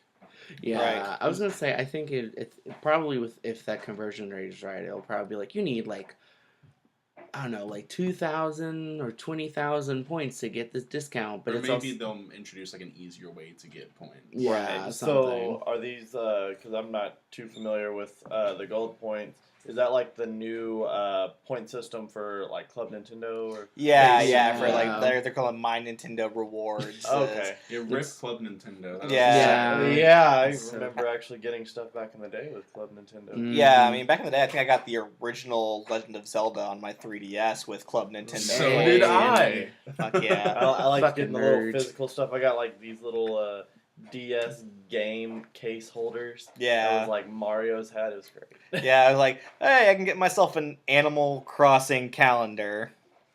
Oh, I love Animal Crossing. Animal Crossing is so good. That little app they had on the phone was actually not bad. It I was still have really well done. And it made me sad when everyone just kind of dropped it after like 3 days, and I was like, know. and I was like, I'm still playing, and I want to be friends with everyone.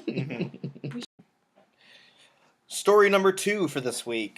Teenage Mutant Ninja Turtles are coming to Injustice 2 as playable characters next week. Heck yeah! I'm fucking stoked. Yeah, I The haven't watched... child in me is like, yes. Yeah. The Like, I trailer's haven't super watched fun. anything about that yet, but whenever I heard about it, it seems absurd, but in a way that I'm completely okay with. It's nice because it's like I like it that each turtle has their own style of play Yeah, too, exactly. and it's just you can change who you play as They're based not on like odd reskins. They're their own. exactly. Yeah. And it's nice. They've already said like in like tournament play, you'll just be able to choose which turtle you want to play. It's not just because like in tournament settings they don't let you use the gear system like they do in like for skins in Injustice 2 normally. So for like tournament settings, they're gonna let you just be like, all right, which turtle do you want to play if you're playing as a turtle?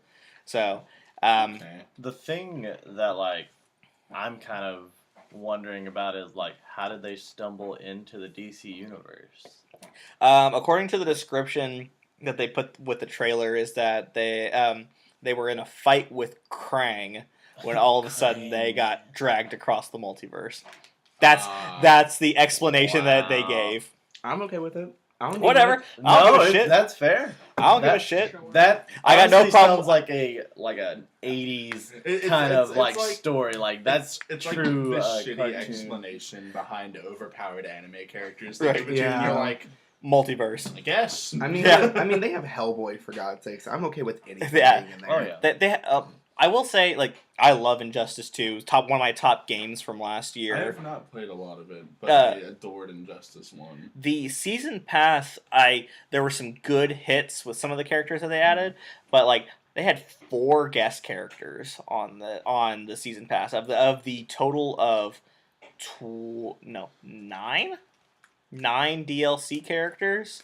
4 of them were guest characters because you had Sub-Zero and Raiden Mhm. from Mortal Kombat, Hellboy, and Teenage Mutant Ninja Turtles. Okay. Like, so it's kind of one of those things. Like, I like having specifically Hellboy and TMNT in there, but like, I guess Raiden didn't really necessarily need to be in there. Although it's nice that he's got a premium skin that turns him into Black Lightning. Oh, that's Really? cool. Yeah. That's actually really cool. But I would have preferred if it had been the other way around, where Black Lightning is the character, and And there's a then premium skin where you can play as Raiden Raiden. if you want to. Something like that for Sub-Zero would have been nice too. Like, Where you can play, it's like I don't even know who they would put because they already have an ice character. Like they have. Well, they have a premium skin for Captain Cold where you can play as Mr. Freeze. So it's Oh, like, nice. so I don't know. I like the premium skin system for Injustice 2. So it's Curious with Injustice 2. As far as art design of characters go, like for Captain Cold, are they going with the live action Arrowverse designs for those characters, or do they No, have costumes? they have their own costumes that they created for Injustice. It's not like they don't go like based off of those.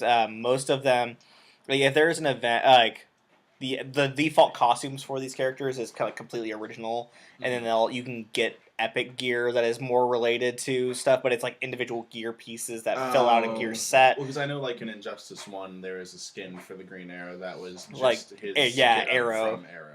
Yeah, they completely changed that. Like, you don't have like regular skins besides the premium skins.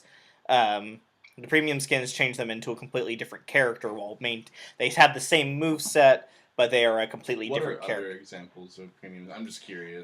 For like Cheetah is a playable character. Yeah, Cheetah's great. She's got a premium skin that turns her into Vixen. Ooh. So like a deep cut like that. Or for Superman, he's got a premium skin that turns him into Bizarro. Yeah, that makes sense. Which is that one is interesting to me because they even go as far as to like Bizarro is everything opposite of Superman, right? Right. So instead of heat vision, Bizarro has freeze vision.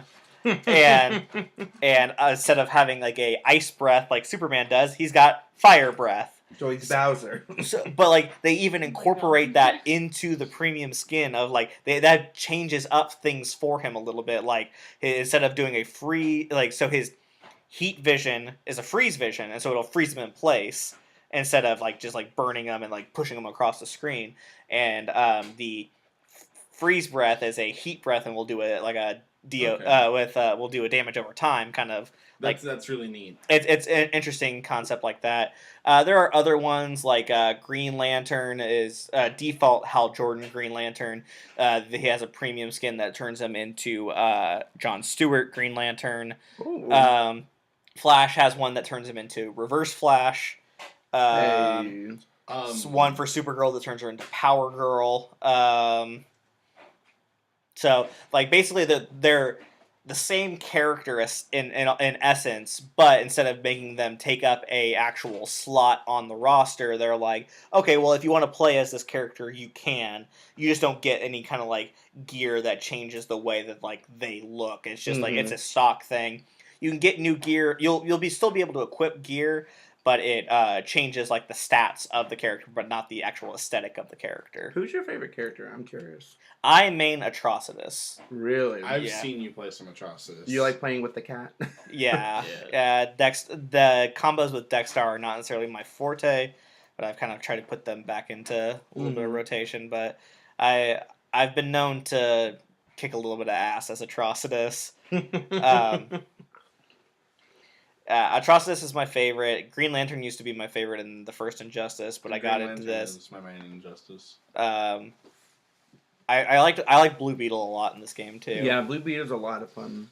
He's one of my favorites to play because I like his animations in regarding to like his weapons transforming and stuff. I like that a lot. I also I didn't expect I would like him because I don't really know his character that much. I actually really like playing as Captain Cold. Like he has a lot of fun abilities. What is his play style? His play style is not based off of combos. It's based off of really utilizing all of your special powers, like your special moves. My favorite thing is he has this dumb little like he can like make like a small area like a damage over time area if enemies are in it. And the first time I played against my friend, he didn't know what it did, so he just stood there while he kept hitting me while his health bar kept going down. And I didn't tell him because I was like, I want to win, so I'm not about to tell him. You know, as an asshole thing to do, but I was like, I don't care. And then I ended up winning because he stood in the thing. Good times. Yeah, I'm excited for the Turtles to come out. I'm definitely gonna give them a try, but I don't necessarily see me changing my main from Atrocitus at this point. Donatello. It's really, really interesting talking about the Turtles. Michelangelo will, in fact, be able to eat and throw pizza at people. Yeah. He's got a pizza. It's a cancel move. It's really? He can go into that and then pull out the pizza, and then you can meter burn to eat a slice of pizza to gain health back. That's Ooh. beautiful. And then you can also throw the pizza. I am very That's much so ridiculous. about this. So a lot of his moves, like he's got a lot of moves that are. He's got there. He's eating the pizza. He can throw it. I'm so upset. He's got a lot of moves that are skateboard based too. So That's awesome. that's fantastic. I like that they're adding a lot of personality to the characters. Yeah. So they're not just throwing them in. Injustice 2 is real good. If you haven't played it, How's the plot part of Injustice 2? fantastic. Really? Yeah, I was gonna say, I heard the Is story's it- really good. It's the best. It is the best fighting game story by far. Both Injustice 1 and Injustice 2 do a really good job. Okay. I think I liked the story of Injustice 1 more than that of Injustice 2. It's because it's done better, or just because? I think the overall plot is better. Okay. Because this is just, seriously a continuation Okay. of that plot. But it's still pretty damn good. Considering it's a fighting game where they didn't even have to make a story. Right, really. exactly. They could just do what Mortal Kombat has done for years, where it's just make an arcade mode. Well, Mortal Kombat, NetherRealm has They've made... actually really stepped up their story. Yeah. Mortal Kombat 9 was the first one where they had a story mode in it where they were like, hey, we can make story modes on fighting games good. Yeah. Like- Honestly, before I even played it, I just watched all the cutscenes for the story, and it's like you're watching a movie. Yeah. It's really, really interesting. Except good, because Yeah. the Mortal Kombat movie is. Ew. Oh, they weren't that bad. The first That's a one guilt. was. That's a guilty pleasure. Yeah, it's a guilty No, I pleasure. like That bringing Mortal it up because I know Tristan likes them. They hold a special place in my heart. But yeah, play Injustice 2. 10 out of 10. Next up, Fortnite has now officially passed PlayerUnknown's Battlegrounds in concurrent players. Thank God. Thank God. Took it long enough. Yeah. Right. So the estimate that Epic put out in a blog post on Sunday was that they had, or recently, that they had a concurrent player base of 3.4 million people on Sunday, basically beating out PUBG by 200,000 people. Oh, wow. And because of that, and they weren't expecting their servers weren't expecting that. They had lots of issues, lag, server shutdown, problems. Let's be real. PlayerUnknown has kind of been, for lack of a better term, shafting its player base with Yeah. PUBG. It was in alpha for the longest, and then it was in a beta, and now we have the full version on PC, but not on console. And Right. I've watched, my roommate has it on Xbox One, and I've watched it textures won't fully load. I've heard the Xbox version is not very good. It's because It's gotten better since it first launched the preview build. It's because PlayerUnknown has now been developing the game towards the Xbox One X. Mm-hmm. So the Xbox One development is not quite being held up to par.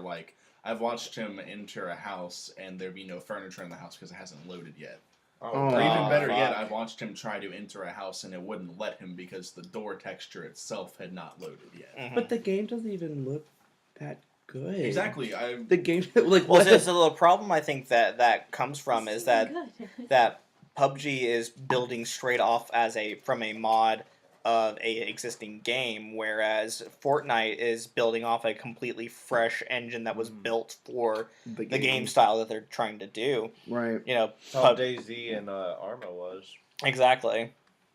It just, I'm not surprised. Do they know? I don't know if it, because I couldn't find anything about it, but I wonder if the reason why, I wonder if it's all new players going to Fortnite or if it's PUBG players going to Fortnite. Well, I It's a think little bit of both. Yeah, I figured it would. Fortnite Battle Royale is free to play. Yeah, Yeah. it's free to play, which Also- is such a huge. Also, Fortnite Battle Royale is on PlayStation 4 and Yeah. PUBG is not. Yeah, Mhm. and the thing is too is that one thing I liked with my short time of playing Fortnite is that there's there's a tiny bit of customizable nonsense for I have a disco ball glider thing now. Yeah. Or I have a special axe or something. Overall, I think with the accessibility, Fortnite is definitely a lot more accessible and new user friendly than PUBG is. But I think overall PUBG might be the better game. I think It's all in the difference of, are you playing this game to be a major competitive I don't like using the word try hard, but kind of Try hard. you see a pro Fortnite player. You see a lot more of the oh, well, I have this gear and this loadout on PUBG rather than Fortnite. You see, I got a bush. It was pretty fun. Yeah. Like, I think just Fortnite's so much sillier, and I think the community The around it bush is is so just a fun. little bit better, and like also the game links are different too. Yeah. PUBG can go on for forever, like a whole like hour at a time. While Fortnite, I think the max I've ever been in is like max like 20, 30 minutes. and like a lot of people talk about how cool the car system in PUBG is. I'm not really a big fan of it. Like, I get what, like, yeah, you get in a car and it's awesome. Squat but, up. But also, there's the opposite of that where, you know, you don't get a car, and I've watched this happen both on like YouTube and watching my friends play. Someone is running around trying to get to the next like what's it called in PUBG, in the zone or whatever. Yeah. And they're just running along. You know, they haven't seen anybody in a few minutes, and all of a sudden you just hear, and then they just get smacked the fuck down by. Oh my god. I also just think it's funny too how PUBG, like, isn't PUBG's main thing is the battle royale, and it's released and it's out. Fortnite's thing isn't even the battle royale. Yeah, They're battle in royale is beta.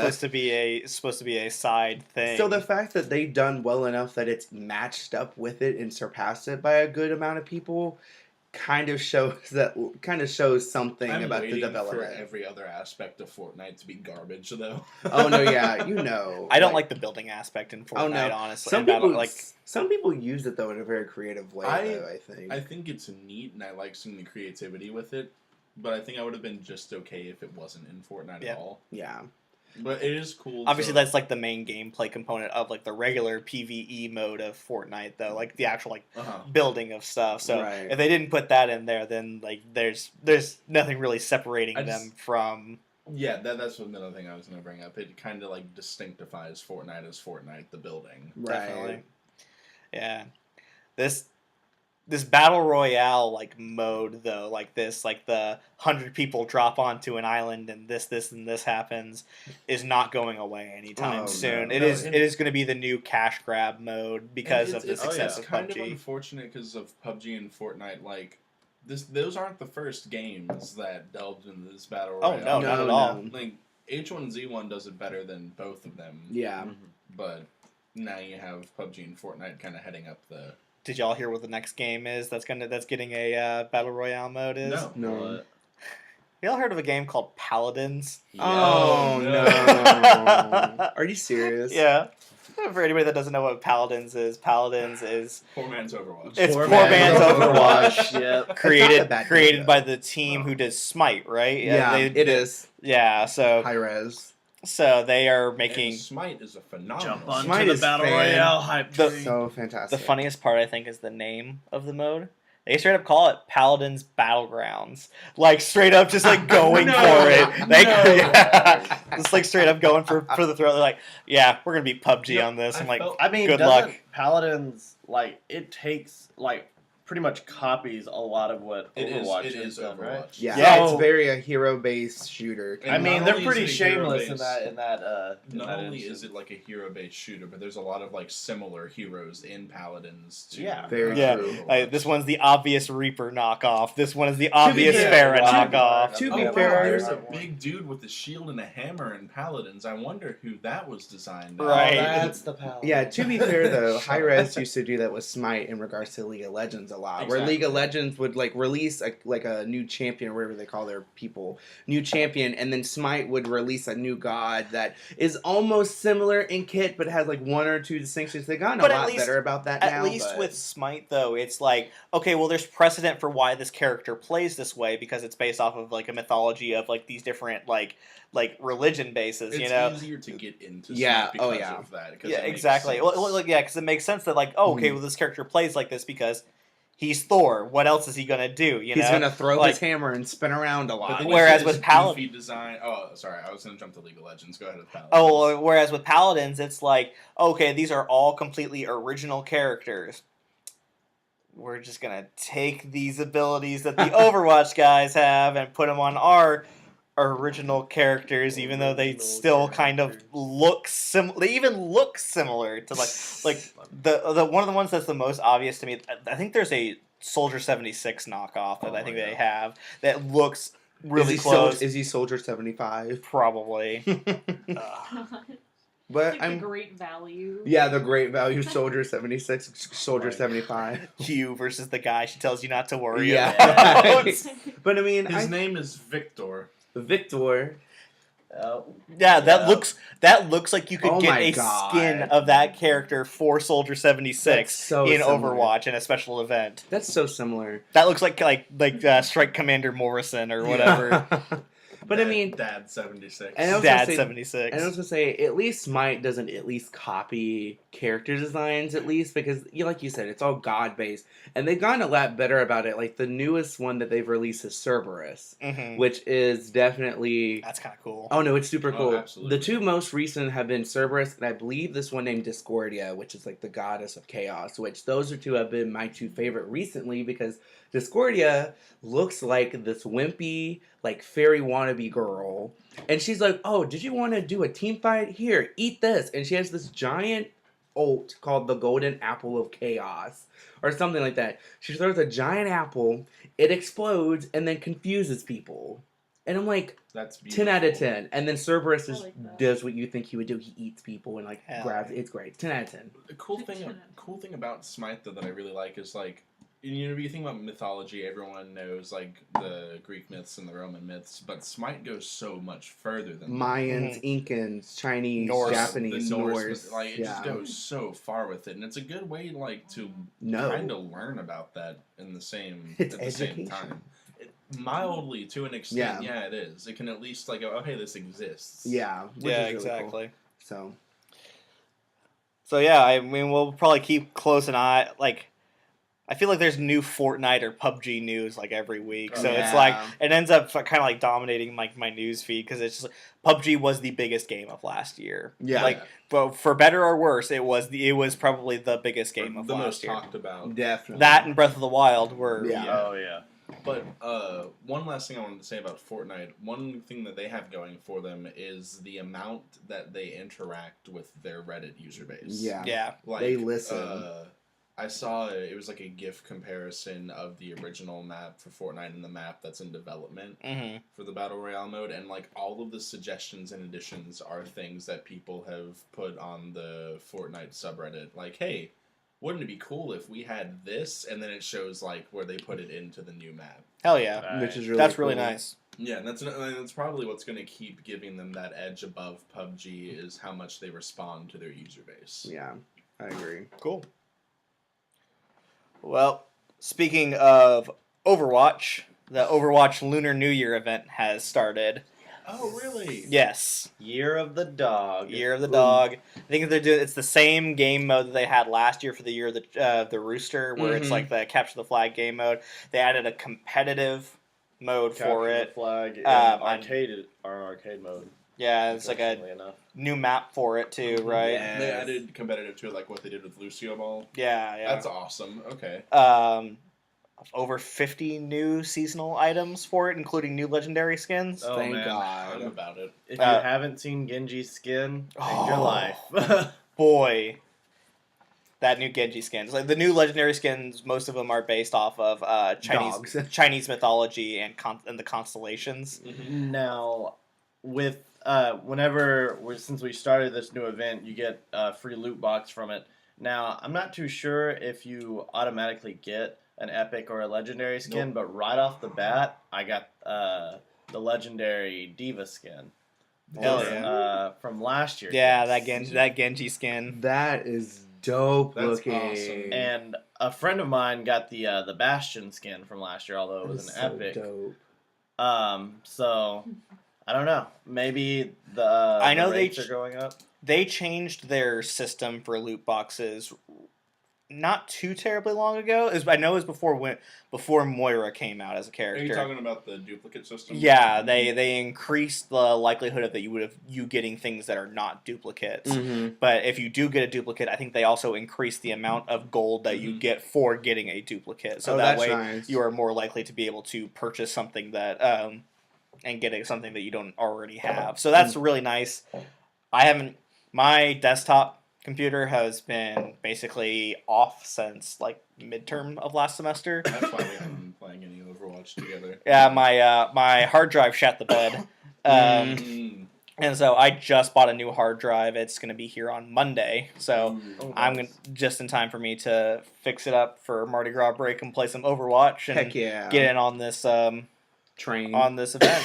I'm real excited for it. I haven't played any Moira at all yet. Yeah, me neither. I'm staying out of it more so for moral reasons. mhm. It's too good of a character. in my Yeah, she's like opinion. super. Yeah, what was it that Jeff said when they announced her? They're like, yes, and if you're wondering how you spell Moira, you spell it OPAF. Yeah.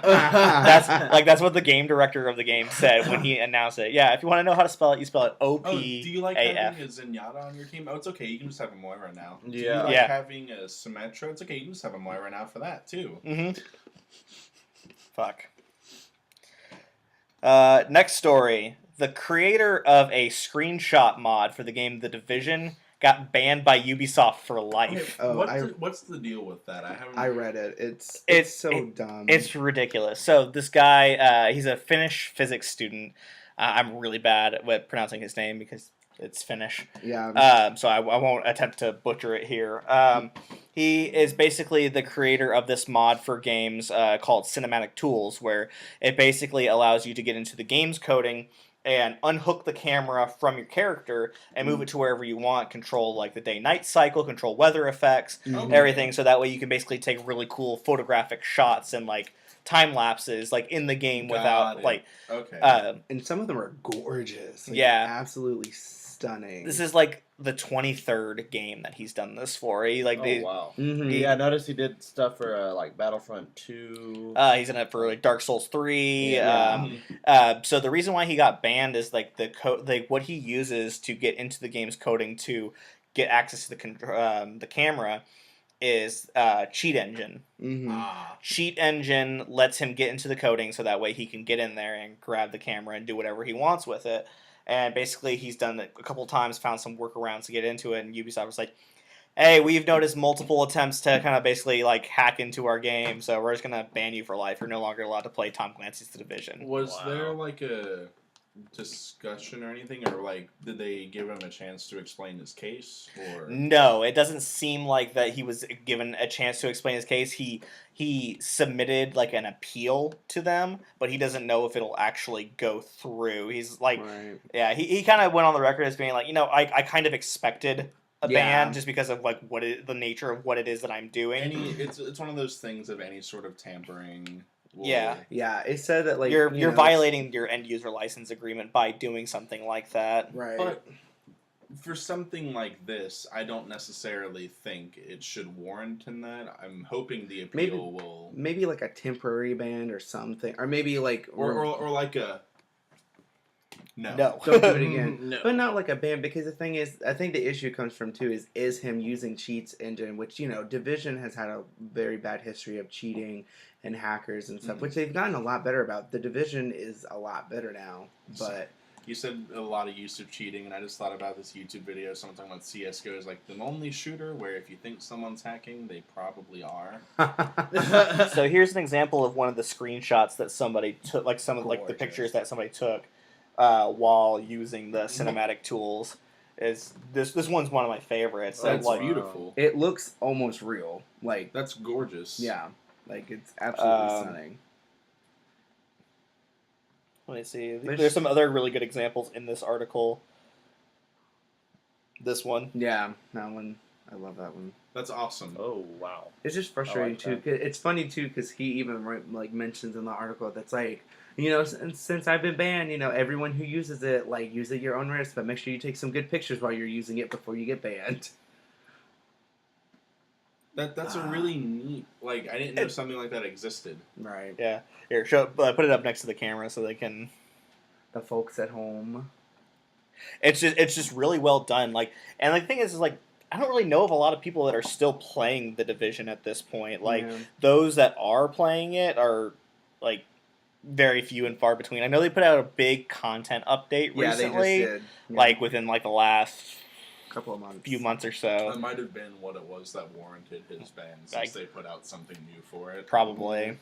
But that's really all there is to say about that. I think it's I think it's silly that he got banned for life, but hopefully they'll be able to appeal it. Yeah, Like personally, I hope the appeal goes well. it's a cool project. Yeah, definitely. Next story is a really weird one. Fortnite pro and partnered Twitch streamer gets fired from his esports team after saying that he would dare suicidal people to do it. Ah. I love it. No. 10 out of It's- 10. It's the line of when does dark humor become too dark. Like, Yeah. No. personally, if I heard a streamer say that, I wouldn't be too bothered by it, but there are people who are, and you have to be mindful of those people. Especially when you're partnered with like If you're Twitch partnered, and if yeah. you're partnered with someone, you have to understand that you are in an extension representing the company, right? Just like there was the Overwatch League, there was a member on, I think, Dallas Fuel's team. Yeah, Yeah. XQC. Yeah. Yeah. So this guy, his name is Jordan Selleck, but he goes by Scubby. Said on stream that if anyone he knew threatened suicide, quote, I would dare them to do it, and then I would never talk to them again. And But that why, sounds like... That's just edgy. That's just trying to It be. sounds like a statement fueled from like a personal experience. Yeah. Which I'm not gonna fault him for like being emotional about that. If that's what it is, anyway, I'm not gonna like say Yeah. that's for sure what it was. Just Right. just But kind of it's like still give a you. statement that shouldn't have been said. Yeah, definitely not.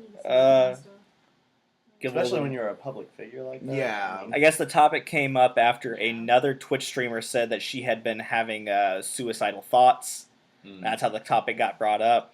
And he also apparently repeatedly decried anxiety as, quote, fake. Like, Oh, he's one of those people. Great. so he's a partnered streamer. He's a Twitch partner, so he gets like special privileges yeah. and share revenue from ads and subscribers. Also, he's a member of a esports team, so Havoc Esports. yeah, he Was Havoc, a member okay. of an esports Did he? team. Yeah, I was gonna say, have they like rescinded their Oh, yeah. stuff from him? Okay. Mhm. Because the thing is, what's so frustrating is this Ooh. even what? Sorry, there's been an update on it from yesterday, like from last time I looked at this article. Mhm. Scubby's Twitch page has been deleted. Oh. He's uploaded a video on YouTube titled I'm Sorry in an attempt to clarify his statements in the video. Scubby says he believes, quote, depression and anxiety are very real, end quote, but also that, quote, suicide is an incredibly cowardly and selfish thing to do, end quote.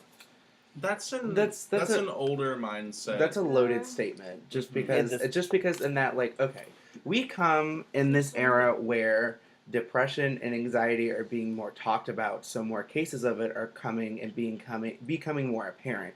Yes, there are some people who do follow this trend that's like, I want to feel different and I want people to pay attention to me, so I'm going to say that I have them to kind of give them that type of like attention.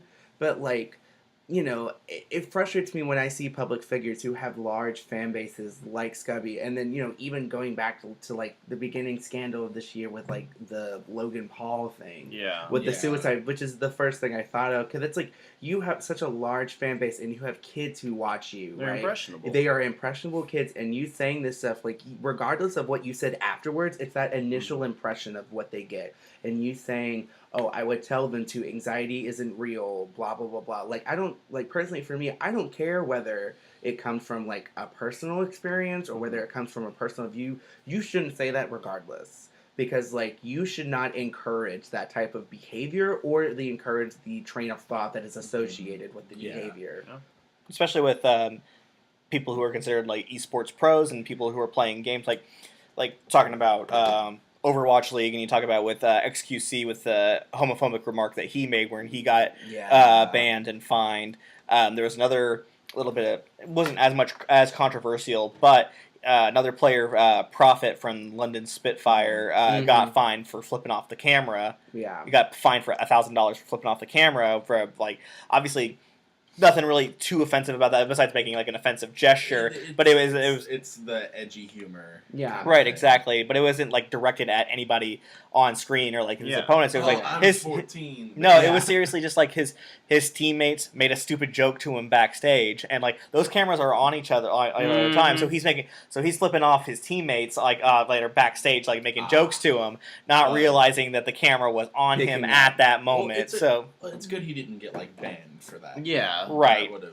Right. But like with kind of like Just this more new so the shift fine. in esports and becoming more of the mainstream, because we're seeing news articles. We're going to talk about another Overwatch article later on, but it's on ESPN. Like, Yeah. this Right. is very public stuff. There are rules and regulations you need to follow with Right. this, and and the especially- gamer culture. It affects the credibility of the sport itself, but Exactly. also gamers have always have always had a negative stigma attached to them because of the age old, violent games create violent people and blah blah blah blah, which has been proven numerous times that there is no correlation between that.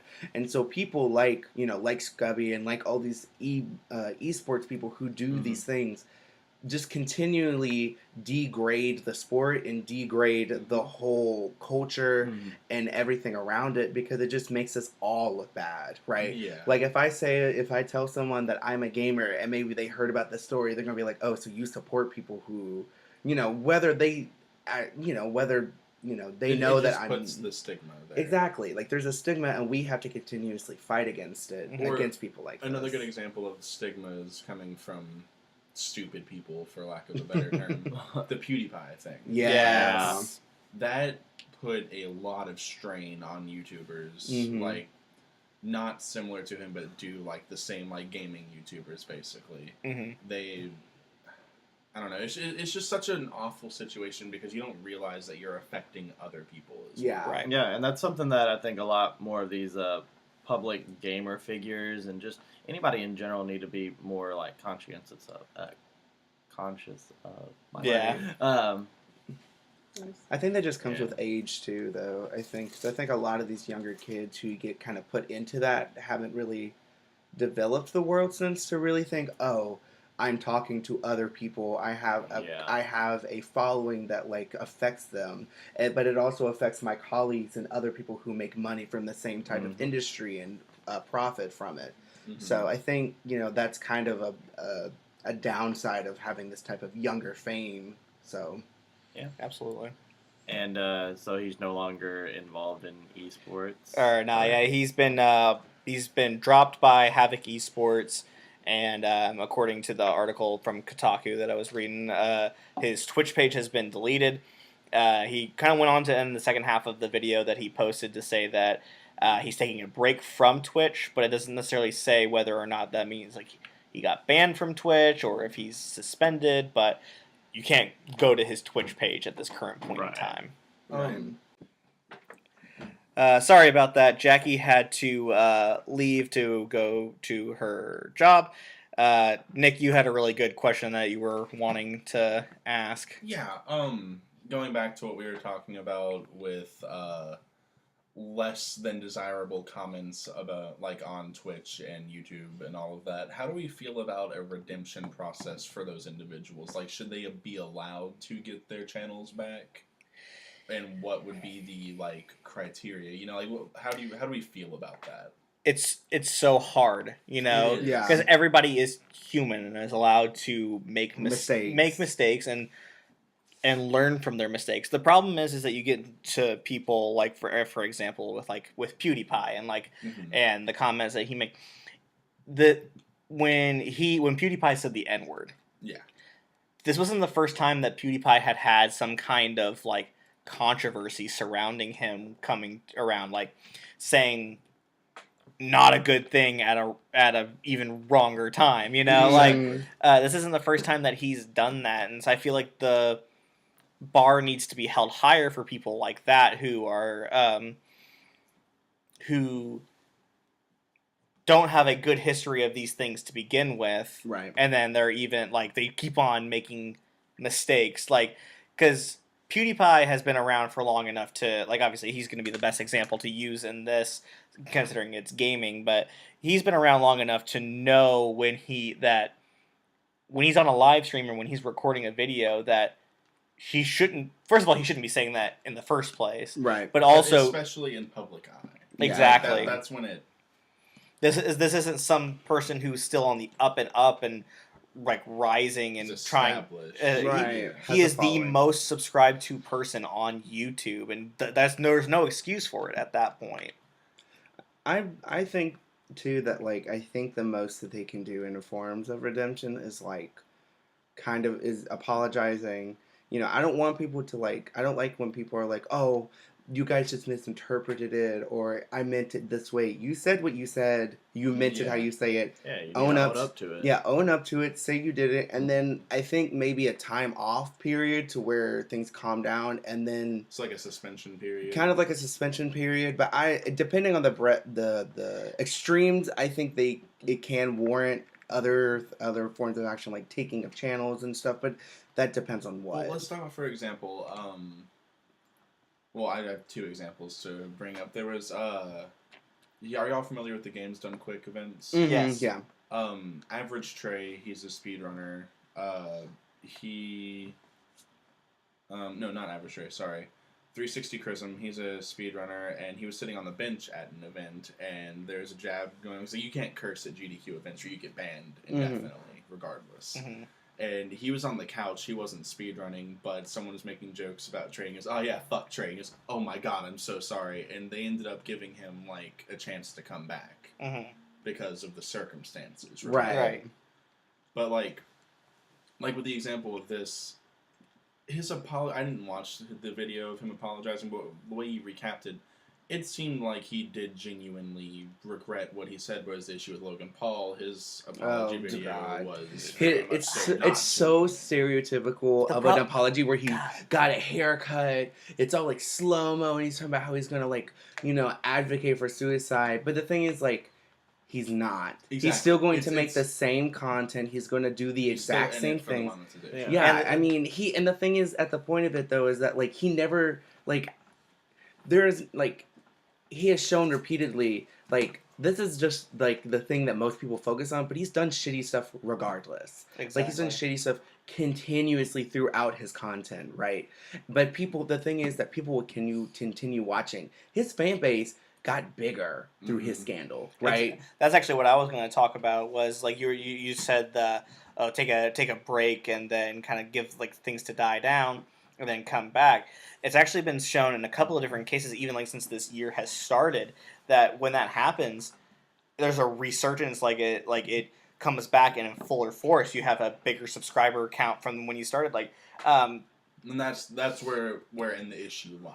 And like another example is another Twitch streamer by the name of I don't know if y'all know who Dr. Disrespect is. He is a PUBG streamer. I think is primarily what he plays these days. He plays a character like and he became even more well known after he won the video game awards. He was the trending gamer of the year last year, beat out some other bigger names in the industry to get that award.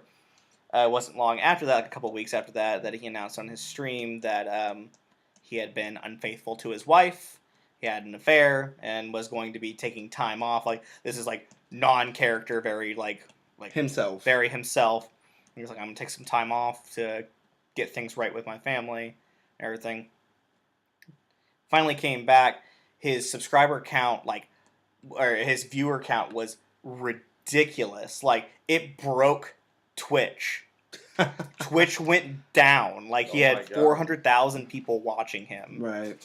At that point, and then, but not long after that, he this doesn't necessarily have anything to do with his subscriber base per se, but he then was caught on his stream using an offensive Chinese accent to make fun of some of the Chinese players he was playing against in PUBG, and then his apology wasn't even really, he didn't even really make an apology really about it. He was just like, oh, my wife is Asian, basically making the excuse of like I have a It's fr- okay then. it's okay because my wife is Asian that I can which is not a permission slip to do No. those things. exactly. So it's one of those things that I think, especially with streamers and people who are watching their like especially for people who are their audience ends up being younger people, they need to really be taking into consideration, hey, is the content that I'm putting out there good for what I want, like my 13-year-old kid or my 10-year-old kid to be watching this person Exactly. doing this. And I think as far as the question goes, what's the redemption road for certain people? Like, it's going to be a case-by-case basis, and just kind of like, what did this person do? Do they have a track record of doing things like this? Are we like with the Chrism thing, he's been an established speedrunner, and that was his first time ever having any sort right of... and the thing is, like, you could, like, that's totally like a slip, right? Mhm. Like, and like his Twitch stream is a family friendly stream as well, right? Mhm. You know, that's different versus, like, Scrubby being like blah blah blah blah, like, someone in my life wanted to commit suicide, I tell them to do it.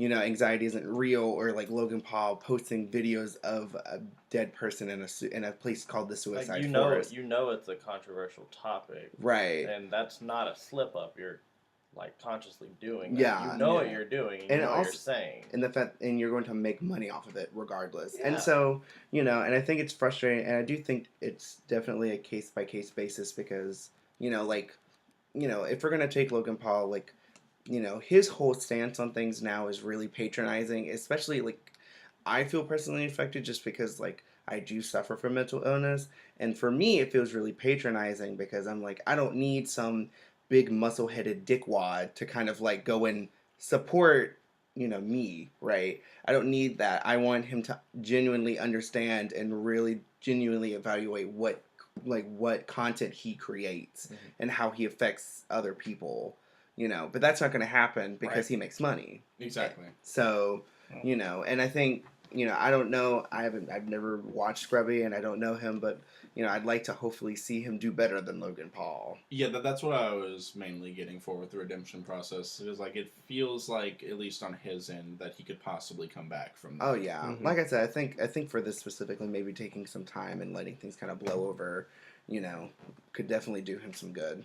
Definitely. Side note about if you all want to hear about the latest about Logan Paul, if you don't know already, about how much of a piece of shit he is. He is back on YouTube, to which YouTube was very happy to recommend, Logan Paul is back. Recommend his video to everybody. Also, in that video, he was tasing dead rats and poking dead fish. Yeah, YouTube immediately sent out we didn't know that was gonna happen. And his subscriber base is bigger than ever. Yeah. Wow. When the controversy blew up, he was normal. I think normally his usual bring in of subscribers. So you can look at the analytics of different people's channels. I think it was showing that before the big controversy with him happened, he was bringing in a monthly of 16,000 subscribers, maybe. Oh my god. Maybe before that, and then after, I don't know if it was a monthly or a daily that he was bringing in that many. Probably monthly.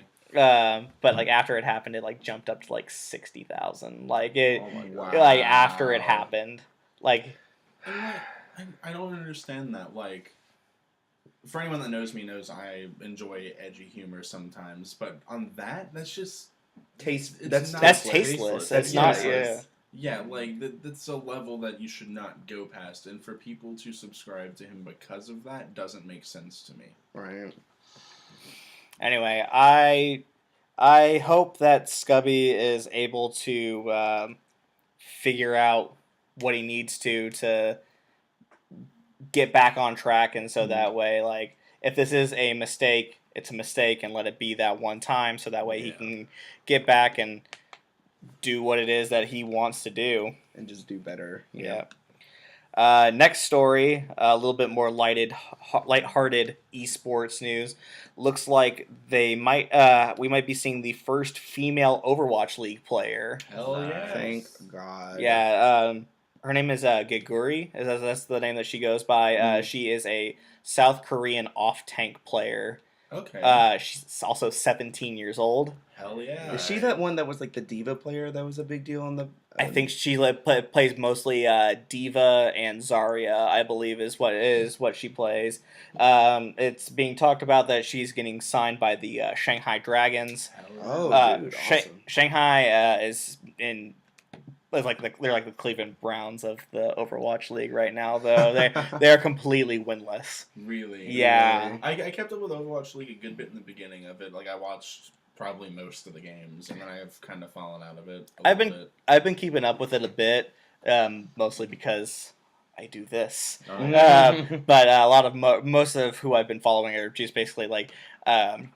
My dad's family's from Massachusetts, so like by default I follow the Massachusetts team. So like so usually the Patriots, the Celtics, the Bruins, the Red Sox, and now I follow Boston Uprising. Yeah. Also because Boston Uprising is owned by the owner of the New England Patriots, so Really? That's really Yeah. cool. Oh, yeah, That is actually he's owned really by cool. owned by Robert Kraft, and you can buy Boston Uprising gear at the Patriots store That's in New awesome. England. So that's kind of a cool little thing. That's really cool. I did not know that. Robert Kraft has questionable politics, but man, he knows how to own a sports team.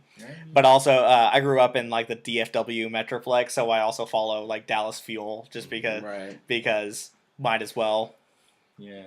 So I've been keeping up with it a little bit, but mostly just like focusing on Uprising and Fuel. But I'm really happy about this. Kind of like I was watching a video about it, but it seems like if she's getting signed, she probably won't be signed to like the premier like team. She'll be signed to possibly one of the academy teams. So it's like one of the teams that's like, hey, this is like kind of like the minor league version of this, Junior varsity. and it will you'll if you're good enough, or if we have somebody on our team who can't handle what they're supposed to be doing, we can switch you into that league into that team at any point. So basically, she'll still be technically signed with Shanghai Dragons, but she won't necessarily be on stream or a starter player. Oh. So Right. It's a start. Right. It's a start in the right direction for this kind of stuff. I can't believe that out of all the teams that have made it in She's so the far, that first she's the one. first Yeah, female 'cause- player to make it on there. Like, Yeah, because I don't know.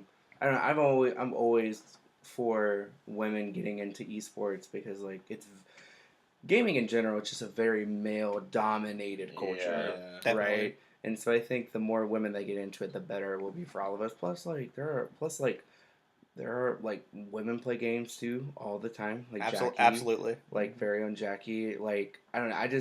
It's always just male centered, and I'm just like no, Male-centered. it. And I've met plenty of girls who are better at games than I am. Multiple, so I don't know. I just think it's crazy for Overwatch being such a big and how big it is and how popular it is, and Especially with like Overwatch being as inclusive as it is. yeah, Like especially with with the amount of characters and stuff they have, like with Zarya, like being such a atypical type of woman being Mhm. represented in games, where she's very much a thicker woman with some giant biceps. Like I love it, Mhm. And then we have like. Tracer with her sexuality. Yeah, we have May, who is literally just like a sweet cinnamon roll snowflake. Like I love her so much; she is my favorite. And then we have like Widowmaker, who's like this amazing badass. You have Sombra, who is this playful hacker who is apparently now going to kill everyone. Yeah. Or another Don't little, play Sombra. Only villains do that. or like even like a just more interesting point. Like, isn't Symmetra autistic? Yeah, Symmetra. Like, yeah. like She's that's- on the autism spectrum. So like little details like that with the inclusivity of so many types of people, like nationalities and Just the diversity. And Yeah. exactly. I feel like does a good job of being a good representative of the entire spectrum of humanity as a whole. Yeah. Like so it's good to finally see that even reflected in the esports. And then like even in the gameplay or not the gameplay, but like the lore aspect of Overwatch itself, it does a good job of it's not just this side and this side. There's It's all very the other, gray. Yeah. Like my main in Overwatch, Lucio, isn't involved with Overwatch or Blackwatch. hmm He's just there because Symmetra's company fucked him over. Yeah. Honestly. So, I think it'd be nice if the esports scene started to kind of match the diversity the game itself has, which would Right. be cool. And finally, or I guess second to last, E3 public tickets go on sale on February 12th, which will be the day that this will be posted on. So if you're watching this, you've probably already missed your chance to get E3 tickets. Oh. Wah, wah, wah. So yeah, it's $150 for the first 1,000 passes, and then after that, they're doing a limited run, which will be $250. Ooh. That's, Wonder how limited that is. Yeah, I'm not sure, but God, I want to go so I bad. think this actually- year's gonna be really good. Maybe we can get a group together. I'm actually Yeah. thinking about, depending on what the lineup is, trying to go to SGDQ this summer. Yeah, that'd be Ooh, summer cool. game done Depending on quick. what the lineup is, because the lineup for AGDQ 2018 was phenomenal. Yeah, it really was. So, I don't know. I'd be excited to go and Cool see. thing to talk about real quick since I brought up the GDQs. For anyone that didn't watch them, AGDQ 2018 actually broke the donation record. Mhm. Hell yeah, that's Yeah. It was awesome. like- it was either 2.6 or 2.26 million. I can't remember, but it was absurd. It was a watching lot of those money. donations pour in. That's awesome. The closing event, instead of it's traditionally Super Metroid Yeah. is the closing event or one of the. But this year, of course, they did Breath of the Wild all Yeah. main quest, and Mhm. in that 3.5 hour speed run, like almost $500,000 in donations came in. It was That's awesome. insane. It's so much. That's fantastic. I love that. I love watching it because watching people break games in such a fun way. It's such a pure and wholesome event too. Yeah. Like Like my favorite thing I've ever seen is watching, because I'm a big Kingdom Hearts fan, and I love watching this guy who did like all the data battles and the remix version. He's level 1, has like 0 health, and just all he does is like, okay, so what I'm gonna do is I'm just gonna use reflect and hope for the best, and he just goes in, and within like 3 minutes, half of them are dead, and I'm like, how? I'm like, how? It's like AGQ 2018 had Kingdom Hearts Birth by Sleep. And Yeah. the run was level 1 critical mode. Which is stupid. Oh yeah, it was like level 1 critical mode dead Fuck. because like I'm I never. currently trying to play Birth by Sleep on critical mode, like while leveling up, and it's It's a game off. I'd consider myself to be decent at, and I'm It's- getting shit on so hard. It's such a God. hard game. Like people give Kingdom Hearts a lot of shit because it kind of is button mashy, but like there's some As soon there's as some you- strategy. As soon as you leave the standard difficulty, You're- holy shit, there's so much more that goes into this Oh, game. yeah. Yeah, especially with things like Birth by Sleep where you can like make command prompts and stuff, and you make different stuff. Like it's so crazy. Anyway, But yeah, sorry for the quick track. No, that's But that's no, really good. maybe we'll see more of Kingdom Hearts 3 at E3. Maybe they'll have a demo because it does come out this year. Yeah. Speaking of which, Um, flows into our next news story real well. Oh yeah. Kingdom Hearts 3. Oh yeah, Trailers the came trailers. out today. Okay. Yes. I was reading an article speaking of Kingdom Hearts 3. Apparently, the plan for the release date is we're supposed to have that release date by the end of this month. Interesting. Ooh, Nice. but yeah, the new trailer came out. There's actually technically two because it came from a convention somewhere in Tokyo.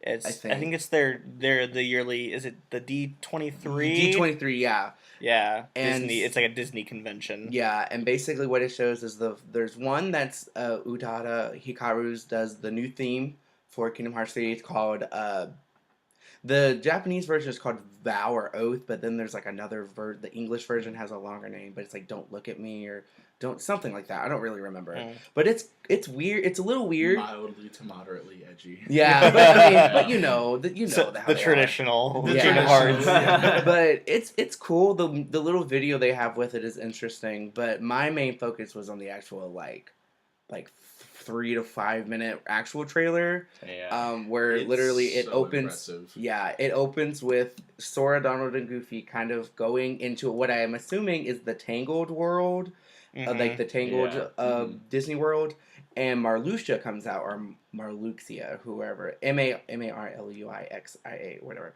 He's the main villain from Chain of Memories, or the main organization member. And it's funny because Marluxia comes out and is talking to Sora and Donald and Goofy, and he's like, "Oh, I remember you guys so well." And Sora, Donald, and Goofy are like, who the hell are you? Because remember, in Chain of Memories, they don't have their memories of that Yeah. anymore Yeah. because Naminé fucked them all over, Mhm. and then had to go and rebuild them. Spoilers. Nah, Chain of Memories has been out for a long time. Yeah. That's a Okay, Game you'll Boy. be That's a fine. Game Boy Advance game. I don't feel sorry for you if you haven't No. played it. PS2, I And believe. PS2 because they did the Yeah. re-Chain of Memories where it's Yeah. 3D, which makes it a little bit better.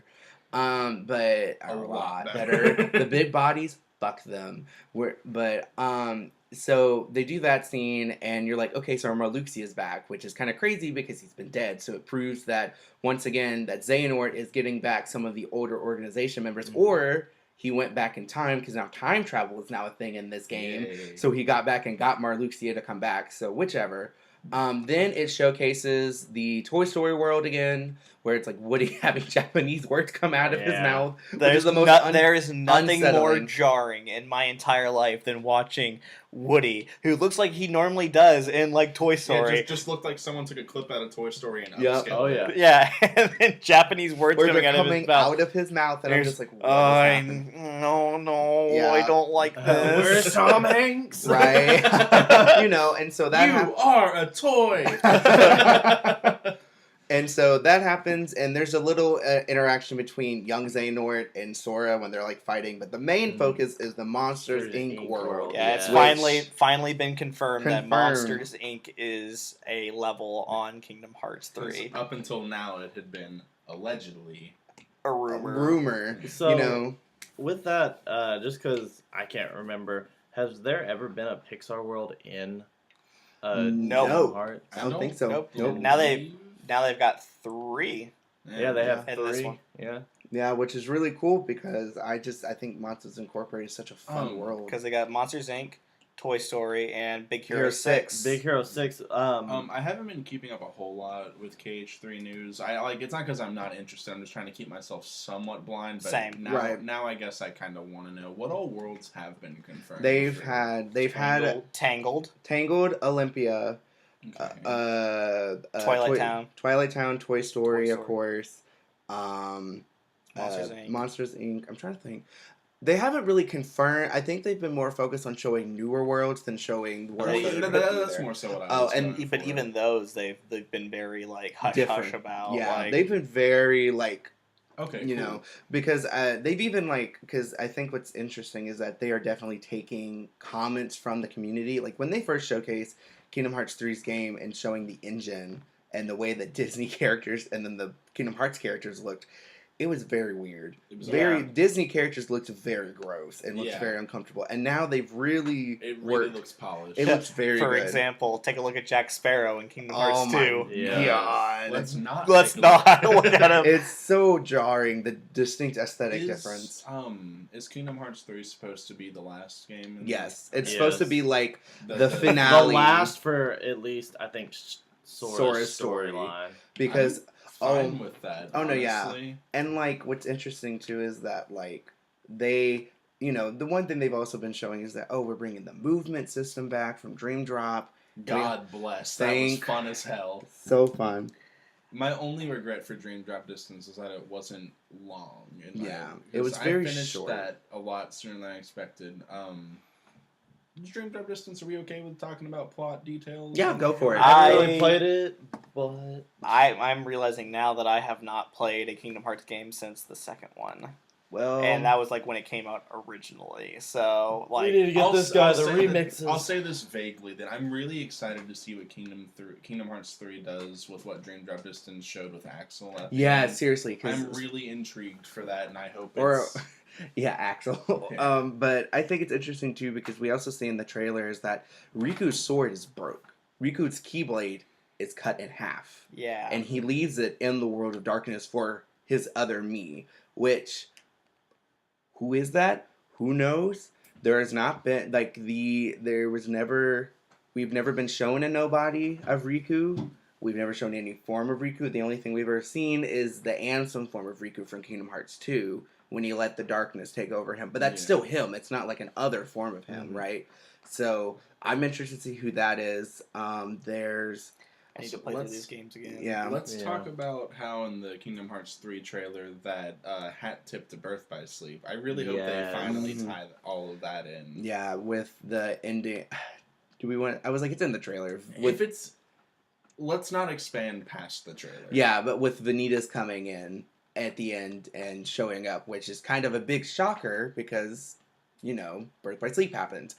And so, like, Kingdom Hearts 3, they're showing so many threads that one thing I worry about is how are they going to nicely do it? Mm-hmm. Now, I also am excited because that also means that we won't have filler worlds. Where in the past which in the past games we've had is that we've always had some worlds that are definitely not as involved with the plot as others. What you're talking about. Atlantica is one of them. Oh god! And I'm so glad they have her as a summon, not Yeah, as a world. they Which that definitely summon show is- Ariel as a summon. Which in that this. summon looks gorgeous, by Oh, the yeah. way. It's gorgeous, But but that's something that always impresses me about video games is video games with good water design. yes, It's not easy to do. You think it would be, but then you see so many games with Mess it up. god-awful water design. Have y'all seen the water design for Sea of Thieves? Yes. Oh, it's so, So good. good. Like, one of my favorite games, I'll talk about its perks all day long, but Assassin's Creed 4 Black Flag has terrible water design. Oh my Mhm, God. it does. For it really a game does. focused around being a pirate, Mhm. it's got some of the Pirates worst are water good. design, but the rest of the game's phenomenal. But it's good to see games with good water design.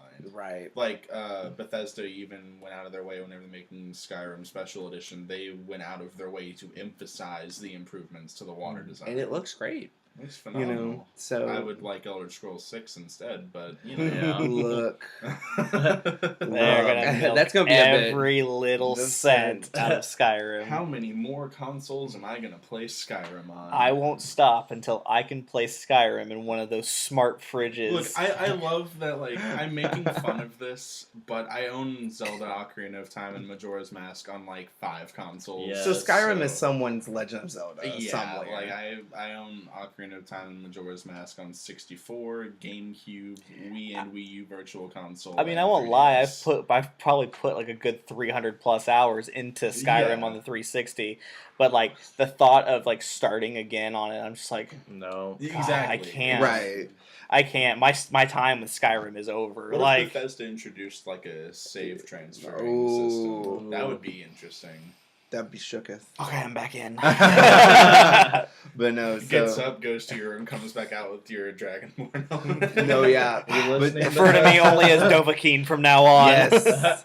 But no, I'm super excited because that means they're not going to be filler world. Even in Tangled, they have Marluxia come back, and I'm like, Yeah. what the hell is Marluxia doing in Tangled? You know what I mean? So, and I'm super excited. They also showed the dumb dog thing from Dream Drop, the little Oh, Dream that's- Eater. It's so cute, and it explodes into other dog things. Oh my God. Because they've also been really emphasized at being like, hey, there are other weapon types that you can play with, and we don't know if they're actual summons that are like limited or if they're like actual weapons. I think which is similar to Birth by Sleep, where they had the styles or whatever, Mhm. where like you would fill up a bar Oh. and you'd be like, oh, I'm a magic user now, and it changes like the design It's of. so cool. Yeah, that was I- such a unique system, in my opinion. Yeah, and I'm hoping it's something like that where if you build up your certain gauge by using certain attacks, you're like, oh, I can use the Critical impact. Yeah, I can use the teacup summon thing now, which is the weirdest one, but so cool. Or I can use the one that they show in Monsters Incorporated, where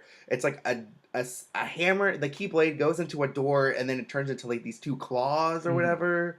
Like I'm super excited to see mechanics wise what they do, because I Mhm. think they finally have realized what they need to keep players interested, but also keeping it to something they know. I hope this game becomes the Breath of the Wild of that series, because Yes. like I bought my Wii U like 2012, 2013 in anticipation of Breath of the Wild, which came out March 3rd, Last year. 2017. Right. I'm real happy with the way that As the Sora, Wii Donald, U and died. Goofy look in Monsters Inc. Because they Oh, look like yes. they look like fucking abominations. It's so Like, good. But in Yes. such a good way. No, yeah, it's totally Like, in theme. It's totally Goofy's eyes. and I love how is it? I love how Boo Boo also thinks that Like- And Donald's Mike Wazowski because he got the one and eye. Mike was yes. out. Also, Mike was seeing Mike and Sully have Japanese voices coming out of them was a Yes. little weird too. I Jarring as was fuck. like, I was like, where is the like radio show Mike Wazowski at? Help! And Somebody get Billy Crystal. Yeah, and if you notice too, like Sora's fur is gonna change with what I assume are gonna be his drive. Yeah, forms, like because drive. Normally magic he looks forms. kind of grayish blue, I Yeah. guess. And whenever you see him later in the gameplay part of the trailer as yellow with like orange I stripes. didn't even think about Holy that. shit, can we talk about the gameplay part of that trailer? Oh, No, like, God. I'm serious. Actually, what if they put the the styles and the drive forms in the same game?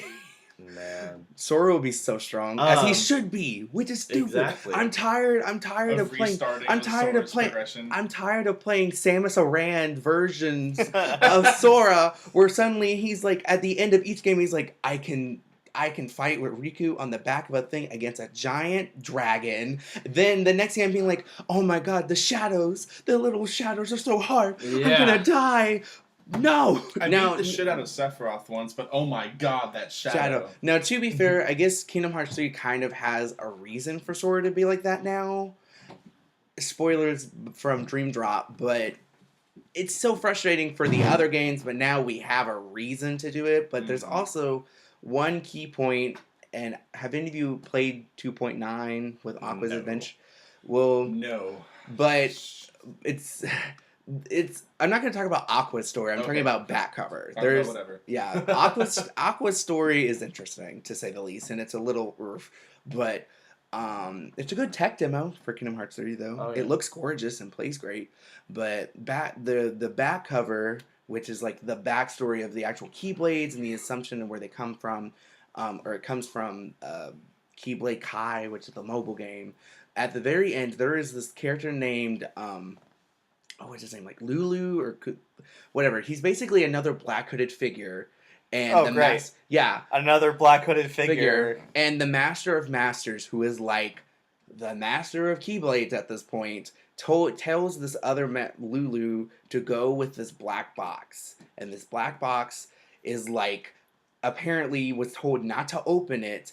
And then in one of the past trailers, Maleficent is asking Hades, has he seen a black box? Ooh. So I'm interested to see what is in this black box because nobody What's in the knows. fucking box? What's in the fucking box? Because nobody knows. And like people are speculating that it's possibly parts. It's like this big mega weapon. People are arguing that it's possibly where. Actually, I can't say that because that's spoilers. There's a certain person, something inside of it. You know, there's so many theories, and I'm so interested to see where it Guess is. it's somebody's Speaking- heart. Speaking of the fucking box, are we ever gonna have like a movie segment of this cast? Because I can talk about Seven all day long. Oh, my God. That's one of my favorite movies. Eventually. All right, cool. That might be my favorite movie actually. I've never seen it. It's so good. I'm trash when it comes to movies. I understand references and like pop culture Hey, references that's to fine, things, though. but like there's a good portion of movies that I have not seen. Same. I'm that way with like classic movies. I've never seen like, Forrest Gump. I've never seen Little Ooh. Mermaid. I've never seen Mary Pretty good. Poppins. I've like a lot of those like classic movies. Never seen them. Oh man. I've also never seen. This is gonna sound like heresy, but I've never seen Pulp Fiction. It's worth Change the your watch. life. Yeah, It's pretty worth good. the watch. yeah. Not my favorite Tarantino movie. It's though. not my favorite Tarantino movie, but I can understand why it is people's favorite Tarantino Right. movie. It's kind of like how I feel about Star Wars movies. Damn it, I don't mean to keep bringing this back to Star Wars, Star Wars and Kingdom Hearts, though, but possibility. possibility. Oh my god. Could Like, you- technically, Big Hero 6 was Marvel. Yeah, originally. before it was Pixar. But like what I was gonna say, Empire Strikes Back is not my favorite Star Wars movie, But it's still- I can't argue against people who say it is. Or like Right. with Zelda Ocarina of Time's not my favorite, but I know why it is. Right. Other people's. Thank God it's not. Majora. Minish Cap. Ah, okay. Mine's Wind Waker. Wind Waker was the first one. I Majora played. is probably my second though. I love that game. It's so creepy. Anxiety inducing. Yes. It's frustrating. It's creepy. as hell. Yeah. Oh, Minish Cap, Wind Waker, I like Twilight Princess a lot. Ooh. Twilight Princess. Twilight Twilight Princess. Princess impressed me, honestly. I was Yeah. whenever I saw like the demo of it, I was like, oh, this is just gonna be like An hey, edgy. You guys like Ocarina of Time, now we're gonna make it edgy. G. 3 But- edgy, 5 me. But it Yes. like it had me going at several points, and then I was like, holy shit, what's When gonna happen? I'm gonna spoil it. When Midna gets fucked up and the halfway, Bruh. when she gets fucked up by Xant by that midpoint in the game, Oh yeah. I was like sincerely concerned. Same. Because because she is my favorite. Wind Waker is my favorite game. Midna is my favorite companion Link has ever had. See, mine are from the same game. Minish Cap, the hat. Oh, Yeah. the talking hat's actually really funny. It's an Yeah. awesome companion. I love that idea. Yeah, but I just love Midna just because Midna is first coming from places where you have Navi, who's just kind of a nuisance. Hey, Versus listen. versus Fi, Hey, who is listen. literally just a computer who's like, Master, there are enemies surrounding you. No shit, Sherlock. It's like in Breath of the Wild, I'll be sailing to a shrine, and then the shrine thing will go from like, I see it, dude. I see it. Hey, Thanks. take a break. I'm on my way. My stamina bar will be like halfway depleted from me saying, and then all of a sudden you just hear, Bloop, bloop, bloop, bloop. I'm like, no, I already. I say went through my I'm scope, We're good, bro. I pinned it. I've been sailing to it for about 3 minutes now. There's a pin there. Yeah, right. It is there. It is in my line of sight. I understand. So, but anyway, I'm actually curious if we all had to say what world we wanted to see in Kingdom Hearts 3. What would we want? I know. There's so many. Big Hero 6 world. was mine, but now that it's in there, You're good to go. I'm good to go. If I had to pick another one, I would honestly probably just jump the bandwagon and say Star Wars. I Mhm. would be so down for that. Right. Star Wars one. Oh.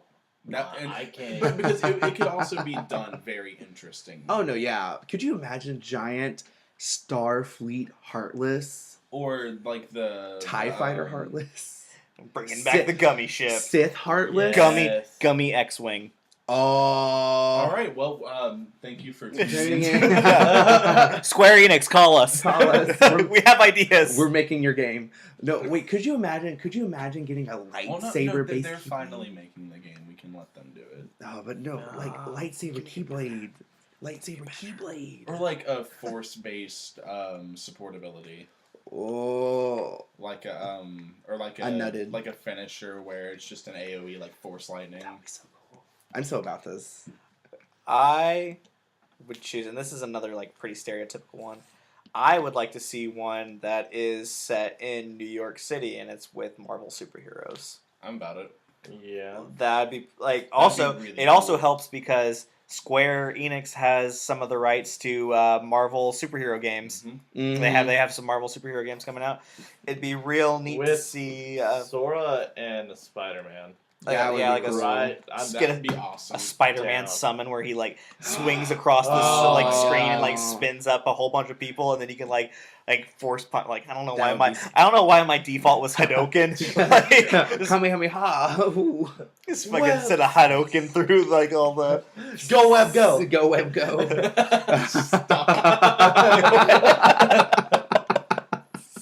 That's a deep cut. Oh my god. I All right, would well, that's right. Yeah. I would love for them. I'm such a big Alice in Wonderlands fan. I would love for them to do like the setting of the second book of Alice Through the Oh, yeah. Looking Glass, because technically Alice is on like a giant chessboard like place, and each area is like a different part of Wonderland, and Uh-huh. each black Black. square. I don't know. I think that would be cool, especially with how they've treated Alice in Wonderland in the past. I feel like now they can actually do some weird shit with it. Because it's always been like, it looks weird, but the place is not weird in and of itself. Exactly. But I'm like, I want it to be weird, right? Because Wonderland is weird. Wonderland is weird. So, While I don't necessarily have like a world in mind, I'd like to see some like Final Fantasy 15 characters incorporated into the game. That'd be cool if they incorporated some more Final Fantasy worlds Game, or- into it instead of Yeah. just like Disney. Characters. besides Worlds. like Leon, Tifa, Yuffie, and Sid, which are in Cloud, Sephiroth, Yeah. Squall. or Squaw, excuse me. I mean, Or- they I did want Noctis on incorporate- my team. Yes. Get Goofy They the did fuck out of there. God. Just give me Noctis. I want Gladio. Are you kidding me? I want Gladdy. They did incorporate the World Ends With You characters. Yeah. Oh yeah, and Dream Drop, which was really cool. Yeah, and so I really want to That's see cool. some more of those Square IPs in the game. Yeah. Yeah, that Like, would be I love cool. the Disney, Or but something talking about Square IPs, since it's still a relevant game and kind of got overshadowed by Breath of the Wild. Some Nier Automata. That'd be neat. Whoa, could That'd be you neat. that imagine? would be. A Because Nier Automata. that was world. such a good game, but it made the mistake of being released around the same time as Breath of the Wild. But Nier Automata. It's still got a lot of really It's- good yeah, recognition. it's Yeah, technical- but it could have Oh, yeah. been a lot bigger It is really good. No, it's Uh, fantastic. It's a solid like 9 out of 10 Side JRPG. side note, another world that'd be cool for Kingdom Hearts and be stupid also at the same time. Oliver and Company.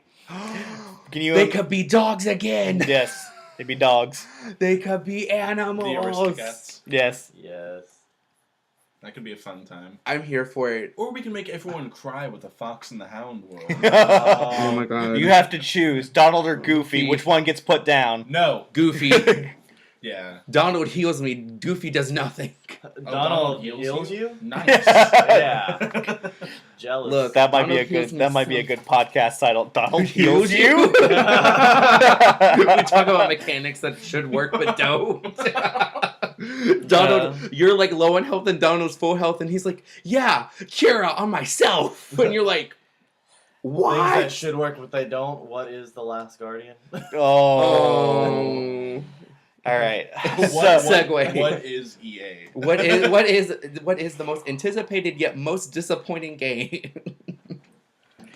so segueing No into our rotating segment for this week. This week, the topic that I put forward to all of us, since this is the first episode, and many people who are watching the show, don't really know us too well, is to kind of give them a sense of who we are by telling them what our top 5 favorite games of all time is. Games or game series? Games or game series, yeah. So that was one of the criteria, is that if you have a favorite game series, you can count that as a single entry on your list. So Logan, we'll start with you. Oh God, do I have to go through all 5 of them or just Yeah, one? all Okay. Okay. So I have my list, but it's fine. I have to start with. Do you have them in order, or do you have? Or do Mine you just are like all kind of ranked equally, just Mhm. because these are games that I always go back to, regardless. And the first one is a series. And this is no surprise for those of you who know me, Final Fantasy as a series, because I enjoy all of them. Even 13 at points I enjoyed 13 too. Lightning's Return we will not talk about, and is the cutoff moment for me. I will not enjoy it. Even the MMOs, I never got to play 11, but I did get to play 14. And 14 is easily one of, if not my favorite MMO.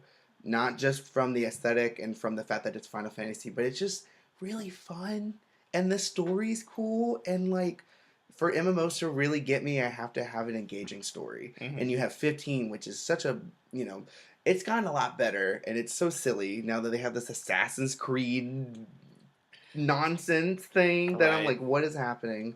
You have 12, which is basically Star Wars, but I'm totally okay with it. Okay, Final Fantasy 12 Is is good. a lot better than it got credit for. Oh no, it's super good, especially the Zodiac Age. The Zodiac Age is played fantastic. Revenant Wings, the DS? I have not. spin-off, or not spin-off, but it's like a continuation. It's really solid. Is it? Yeah. I never got to play it I played because that before I played 12. That's what got Oh. me into 12. I was like, oh, this game's fun as hell. it is. 12 is just a lot of fun, especially now that you have Zodiac Age, which is fantastic and really revamps the less than ideal battle system at times. Mhm. You have 10, which 10 is my favorite of them, just because it's the first one I played, and it's the one that I kind of connect to most with my childhood. My next game. How do you feel about the laugh in Final Fantasy X? Okay, people give that scene. Okay, people give that scene a lot of shit, but actually, like, it really means a lot in the It's- context because he's trying to make Yuna like not be sad because she's basically accepting the fact that she's kind of fucked. It's a meaningful scene in context, But out of scene, God, that laugh. out of context, it's hilarious. Ah. And then they're both like, and I'm like, Jesus Christ. But it's still, intend to. It's a meaningful scene. Yeah, and so, but kind of jumping, my next, it's kind of a series. My favorite next series is Bayonetta, Ooh. because I was a big fan of DMC when I was younger. Mhm. I never really got to get into them as much because, I just didn't get to. I was rated M. My mom didn't let me play them until I was like freaking like 14 because she was like, you're not old enough. And I'm like, Mom, I've seen penis on computer screens. I can handle blood. Oh my But I was a big fan of DMC, and then when I first played Bayonetta, and it's a strong woman character that uses her hair to summon demons, I was in. Right. And then they come It's with such this. a good concept. It really is. And then you have the second one, which makes things even crazier. She's facing like equivalent of like her like rival nemesis that's like a lumen sage, and they're summoning giant monsters behind you while you are fighting like the other person in person form. It's Is Bayonetta 2? I've seen a little bit of gameplay from it, but not a lot. Is it more of a rail shooter? it's no, it's not a rail shooter the way if you've ever have you ever played any of the Devil May Cry games? Yeah. It's very much Okay, like that. It's very much like a fighter kind of like beat 'em up, like stylized. It's a beat 'em up with Character a, action it's game. with a, Yeah. with a little bit of what is it called? Like the Yeah. Oh, There's yeah, there's a little bit of that. It's kind of like Mashy. it's actually kind of like Nier Automata in a way. Like Okay. the battles, like there the is a com- little bit of bullet hell, but it's also a little bit. It's in very short gimmicky sessions that are Okay. like, okay, I'm on a rocket now, and we're gonna go and shoot giant missiles from this rocket for Okay. funsies. That's not the whole game. There are, it's fantastic. It's very hypersexual, and I love it. Mhm. It's ridiculous. And the third one is coming out. It's coming out. It's been announced, and I don't have any of you guys seen the trailer for I it. have not. Okay, so I basically, have. so every Bayonetta reveal trailer has always followed the same setup of they show the moon in some form, then they go down, and there's always like some form of like little symbol or little like motif of hers. Then it's always her fighting something, right? Yeah. And the first one, it's very like action packed. It's the full moon. She's fighting the angels. There's like flashes of her feet and hands shooting the guns, and then the angels are dead. The second one has the crescent moon, which Mhm. is like her core thing at this point because it's her like evolution of a character, and she's like showing off her new abilities. She's fighting off against the lumen sage, blah blah blah blah. Come to the third reveal, it's a blood red moon. Her red scarf is floating down and it's in tatters, right? And Ooh. she is fighting this purple energy being, and she's being beat the fuck up. Literally, Ooh. she fires bullets at this thing, and her bullets are crushed. Like, not even by hands, but in the air, crushed. Ooh. And then at the end, you see her what appears to be falling on her knees, but then I rewatched it. Her knees go separate ways. She is cut in half, Nice. cleaved in half. It's like she is like in trouble. And so Nice. my hope is that this is her, because technically she's part Lumen and part Umbran Sage. Mhm. Or Lumen Sage, Umbran Witch, because she's like the child between two of them. Mhm. And all I want, because we've only ever seen her do her Umbran Witch powers. See And a I- little bit of that other I want side. to what happens is that like whoever this being is able to like negate her powers or like pretty much like overpower them. So where she kind of has to like release that hindrance on them and Mhm. somehow have this weird marrying of the two, and she's able to summon angels and demons, and there's just I would like to see something like that. I'm so excited because I know Platinum, and Platinum are just gonna go over the top, Of yeah. course. and I can't wait. And that leads to my third favorite game is Nier Automata, because I loved the first Nier. It's very problematic, but I love it. It deals with a lot of really cool issues related to AI, to existentialism, to handling what does it mean to be human. Mhm. And first of all, it's fun. It's gorgeous. There are some really amazing set pieces and bosses. Adam and Eve are two of my favorite designed characters in boss fights. The ending literally made me cry to a point where I've never cried because of a game like this Ooh. before. Mhm. I'm And gonna get into that with my first game. no, yeah, and it's super it's just well done. It is completely well done. And it's for me, it's one of those games that I would use in the argument that game is an art, or certain games can be art. Oh, absolutely. Because it's just like, we always think of Shadow Colossus of Journeys, which are very atmospheric, very wordless experiences. But like Automata handles such tough topics in a very nice, easy to handle way, but also so challenging you. Mhm. And then my fourth game is I realize a lot of these are series, oops, but I'm going to do Kingdom Hearts. Mhm. Again, that's something that's a childhood thing. I actually started with Chain of Memories and was like, what the hell is this? Mhm. And so I went back and played the first one, died a lot. Played Chain of Memories, died a lot. Played 2, didn't die as much because 2 is significantly easier to control and play compared to the first 2. True. And then, I've kept up with it with Birth by Sleep, Dream Drop, 2.9, all the 1.5 3 whatever nonsenses. Yeah, Square. 1.846. Square. Figure out your numbers. Yeah. It's not hard. Oh, and what's the one? Kingdom Hearts 358 over 2 Yeah. days. or Square. Figure out your numbers. Which still, Although, which I will say this: all of like their remake packages Have it's been- like the 1.5 and 2.5 being sold for the price of a regular. Oh, game. those are real Are good. really That's good. awesome. Especially- Actually, price of less than a regular. yeah, Yeah. they're like Yeah. 50 or 40 depending. Nice. And so, especially when you have like older games running at 60 frames per second, Oh yeah. there's some It funny. makes a difference. Yeah, and it's really fun. Kingdom Hearts 2 looks gorgeous even compared to now. Though you can tell I had this instance where there's this one scene after you come out of the Tron world and they're talking to Squall or whatever, and Yeah. Leon Squall, whoever, they're talking to him, and the significant quality of the cutscene immediately drops. Oh. Like, I think it was an oversight where I think they accidentally still had the original footage from the original game. And it was kind of cool, though, because I was like, this looks so dirty compared to the remake, and it's, it makes you really appreciate, like, how far it's come.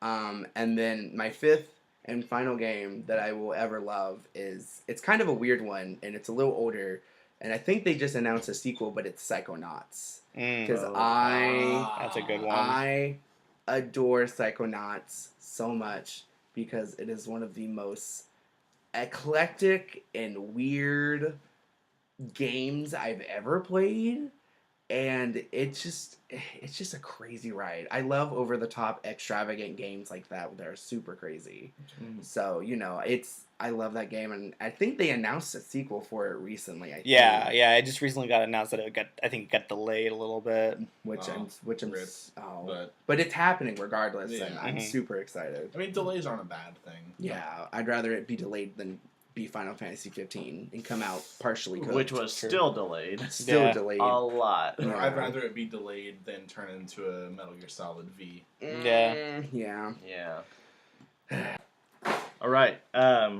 My top 5 favorite games. I don't necessarily have in an order. I thought I did, and then I just kept thinking about it. So I'll just go down the list. The first one is The World Ends With You for the Nintendo DS, which just recently got announced again for the Nintendo Switch. Heck yeah. That was one of those games that, as like a kid, I was probably in 8th grade.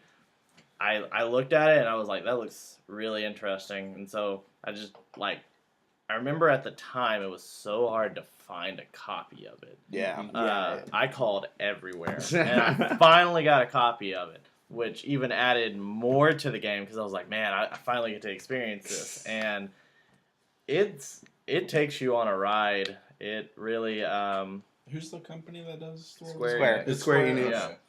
And I don't know, it definitely wasn't something I was expecting, especially from a DS game. It was a very big emotional ride, and honestly, just the ending, watching the credits, like, I'm pretty sure a tear rolled down my face just because it was a great experience, great gameplay. It utilized the DS mechanics like perfectly. You have the way the battles work is that you essentially go against enemies on the dual screens of the DS, and so you'll have your partner. The dual screen. Yes. Yes. You'll have your partner character, which you'll get several throughout the game. You'll have them on the top, and you have to use your analog or your D-pad in order to control them to defeat enemies. And then you control your main character, Neku, on the bottom screen, and you have your attacks, which are pins, like little button pins that each all have their own abilities, and you essentially you have to work through each screen, basically passing a puck, like a physical puck, saying, okay, attack, attack, attack. So it was a great mechanic. That's neat. The It's atmosphere really of the cool. game is great. It takes place in Shibuya, Japan, which is just a district of Tokyo, if anybody doesn't know. And it really mixes in real-world locations very well. So that's a great game. Next game on my list is the second generation Pokemon games. Gold, Silver, and my personal favorite is Crystal. Yes. That was another. A lot of these are like big on my childhood, and they're games that I still play today, and they hold up very well. Heart Gold and Soul Silver, which came out, which were remakes of those, were fantastic. I remember I couldn't wait that long for the localization of those games to come out too, so I ended up buying the Japanese version of Heart Gold. Didn't have to use a guide. I played Crystal so much as a child, so yeah, it holds a special place in my heart as well. Next game, Kingdom Hearts 2. And the reason I didn't say the entire series is because I haven't beaten Kingdom Hearts 1. Fair. Or Chain of Wow. Memories. Leave. Get out. I've beaten Birth by Sleep, but Kingdom Hearts 2 Good. was my first entry into the game. Mm-hmm. And Let's get into this series. Let's start with number 2. Yeah. yeah, I mean, it's a good entry point, I think. I was pretty Yeah. confused at the beginning of the game, but really, Yeah, We all that were. Sounds like We you played a all Kingdom were. Hearts yeah, game. yeah. No, I totally went into 2 having played the games before and was still like, Who is this? Yeah. Why, What's going who are on? you? Why are you here? But why do you sound like Jesse McCartney? Look, That's- That's it. Canceled. as Yeah. a recent, as a avid Disney watcher, I was very confused. I honestly don't feel like I need to go too much into detail about Kingdom Hearts. Yeah, we've talked Kingdom Hearts to death. Sorry. Yeah, we really have. No, it's all good. This next series that I'm about to say is one that not many people know about in America. It's the DJ Max series, which is a Korean-based rhythm game, which originated on PC, but I got into it with the portable series, which was on PSP. I remember freshman year you showed me a little bit of that, and it was Yep. fun as hell. I started out with DJ Max Fever, which was an American localization of a lot of DJ Max Portable 2 games, which came out in Korea, and then I played DJ Max Portable 3, and now they have a new game on PS4 called DJ Max Respect, which is basically a compilation of all the DJ Max game or songs on one game for PS4, as well as original songs. So Ooh. it's a I great. played a little bit of that with you too. That's really fun. Oh yeah, it's a very demanding game. It's easy. It's easy for a beginner to pick up, but in order to master it, it's like playing an instrument because you have you can either play with 4, 5, 6, or 8 buttons in the game. Yes. Oh no. And the game,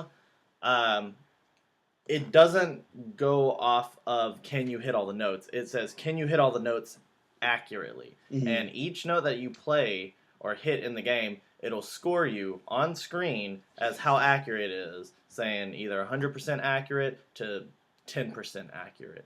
And that, or to miss. or to miss. Oh great. And that in and of itself is very stressful.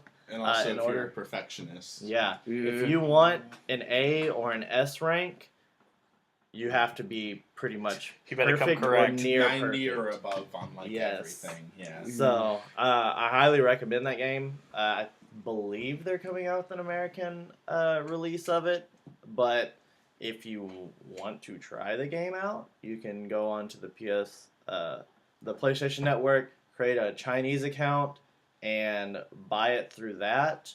Everything's in English, so it's very accessible to anybody that wants to play online.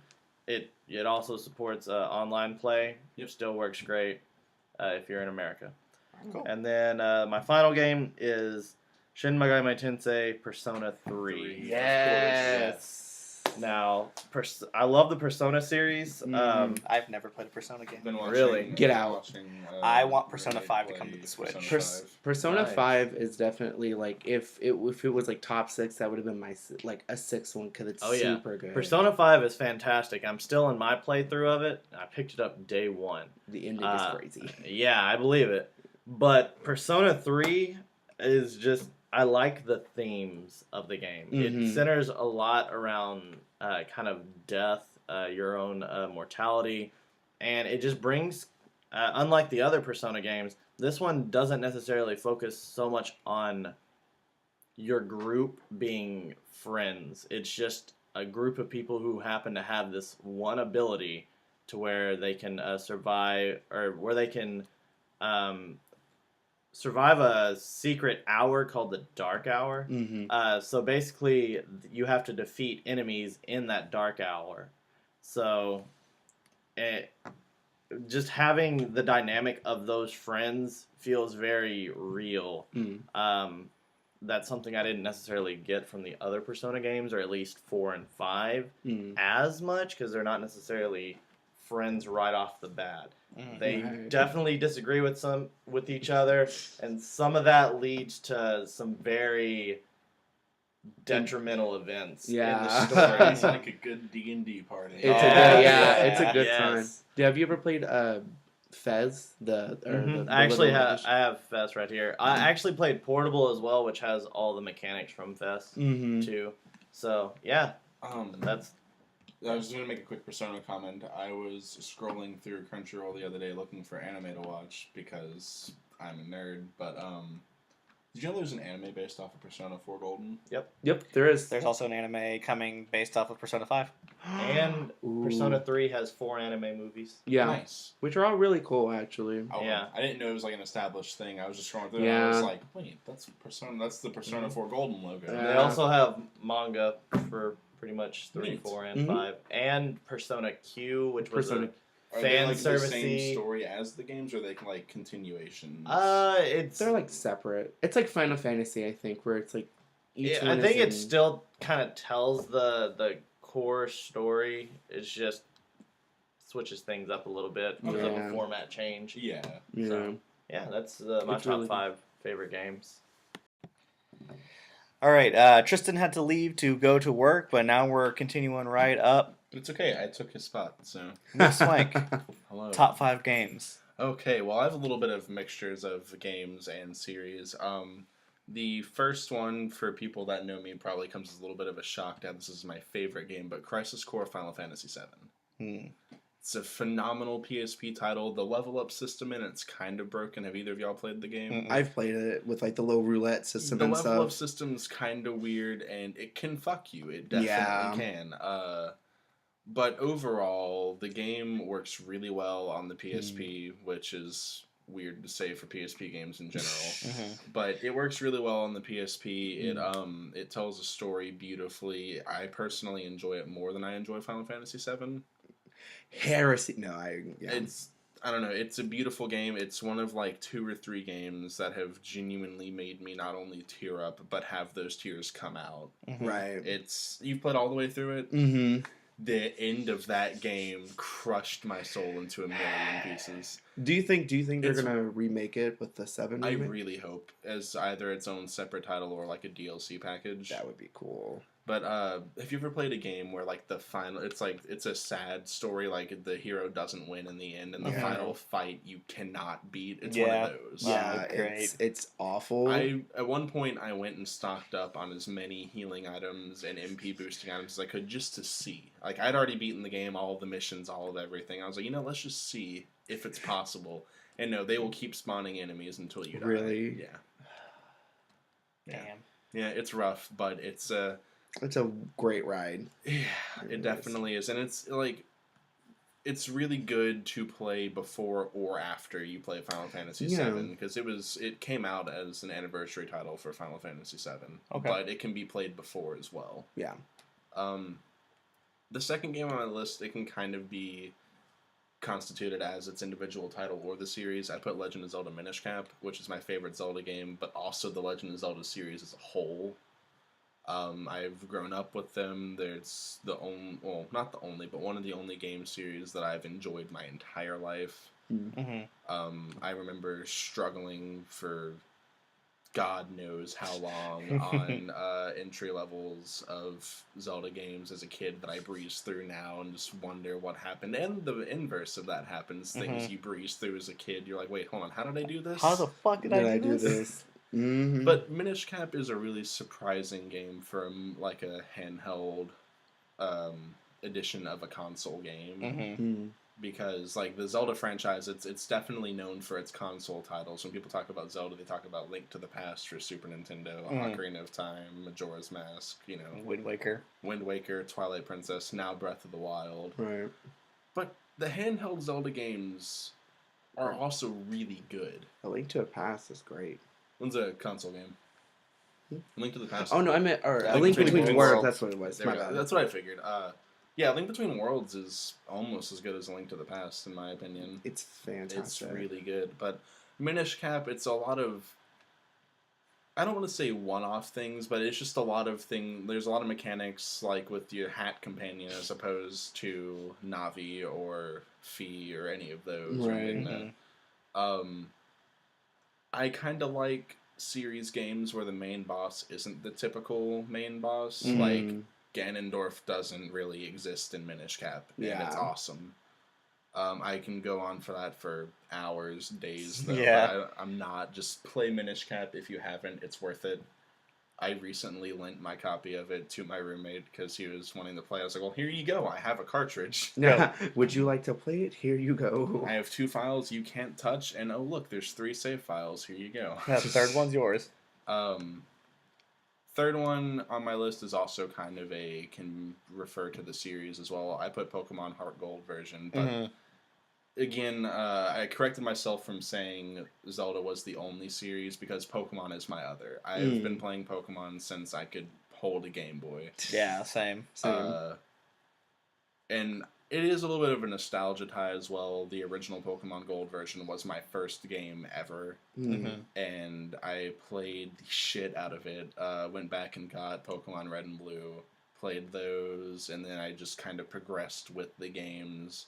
But then Heart Gold and Soul Silver came out, and those games stood out to me. I got and played Fire Red and Leaf Green remakes of the originals, and they were good, but I don't know, they left a little something to be desired, in my opinion, but Heart Gold and Soul Silver did it all. Everything you could have needed. Definitely. And they're still being sold for, like, used their new price. Oh, yeah, definitely. The local GameStop here has a copy of each for, like, $45.99. Yep. But Yeah. that's more than when they came out, because DS games used to be $40. Yeah. No, they used to be $30. Yeah, that's right. So yeah, now the Fuck, used those copies games are so good. Exactly. When did they come out? Like 08, 09? Yeah, The wow. used Yeah, copies yeah. of them are being sold 10 for more. years ago? It is scary to Stop. think about. No, don't. It was actually like 3 years ago. What are you talking about? Yeah. And I won't get too much into my fourth title because I talked about it earlier, but Golden Sun. This one's more so, there's a series, but I'm specifically referring to the first title. It caught me off guard. I know not many people that I know have played the Golden Sun games, and some of the people that have don't care for them. Like, I was talking to one of my friends about it, and he doesn't like them because of all the random encounters in it, which is kind of just a thing you have to deal with. That's a JRPG trope. Yeah, well, there's a lot of them in Golden Sun. Oh. Yeah. Is it like one of those ones where you like walk 2 steps and random encounter? Or... It can. Is it only has like happened a few times, but Is it only like specific areas or the whole game itself? it's kind of like with the level up system in Crisis Core. It can fuck you sometimes. Gotcha. But overall, it's not that bad. I was super glad that Golden Sun got ported to the Wii U Virtual Console because it definitely needs that push, kind of like with what happened with Smash Brothers Brawl, with Pit being a playable character. There hadn't been a Kid Icarus game in like 15 years. Right. And then they released that one for the 3DS or DS, whichever. 3DS. Yeah. The rail shooter, which was really odd because if you've ever played the original Kid Icarus game, it's a 2D platformer. Yeah. God, it's so fucking hard. It's hard as It balls. is hard. Yeah. But then Kid Icarus Uprising came out and it was a rail shooter. I was like, wait. Why? It's weird, but it's not bad. No, it was good. I enjoyed it. It was definitely a good play. But Golden Sun kind of got the inverse of that. The main character from Golden Sun, Isaac, was an assist trophy in Smash Brothers Brawl. Oh. If any of y'all played Brawl, the assist trophy of the kid that would come out and use like the hand. like the semi-appearable hand that just pushes out. That's an ability from Golden Sun. Cool. There's a synergy mechanic, which is like your mana, your magic, whatever you want to call it, and they can do things like push, grab, pull, or then there's like elemental based ones as well. It's standard JRPG, but it's done really well. Neat. But it kind of got shafted going through to Smash 4 because Little Mac, we saw, got boosted from his assist trophy status in Brawl to a playable Yeah, character. To a playable character. But Isaac's assist trophy was removed entirely. Oh.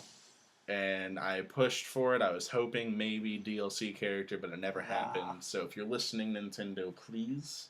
Yes. And then the fifth one on here, it's honestly probably higher than fifth, but I just couldn't think of a good place to put it. And this also goes for a series or its individual title.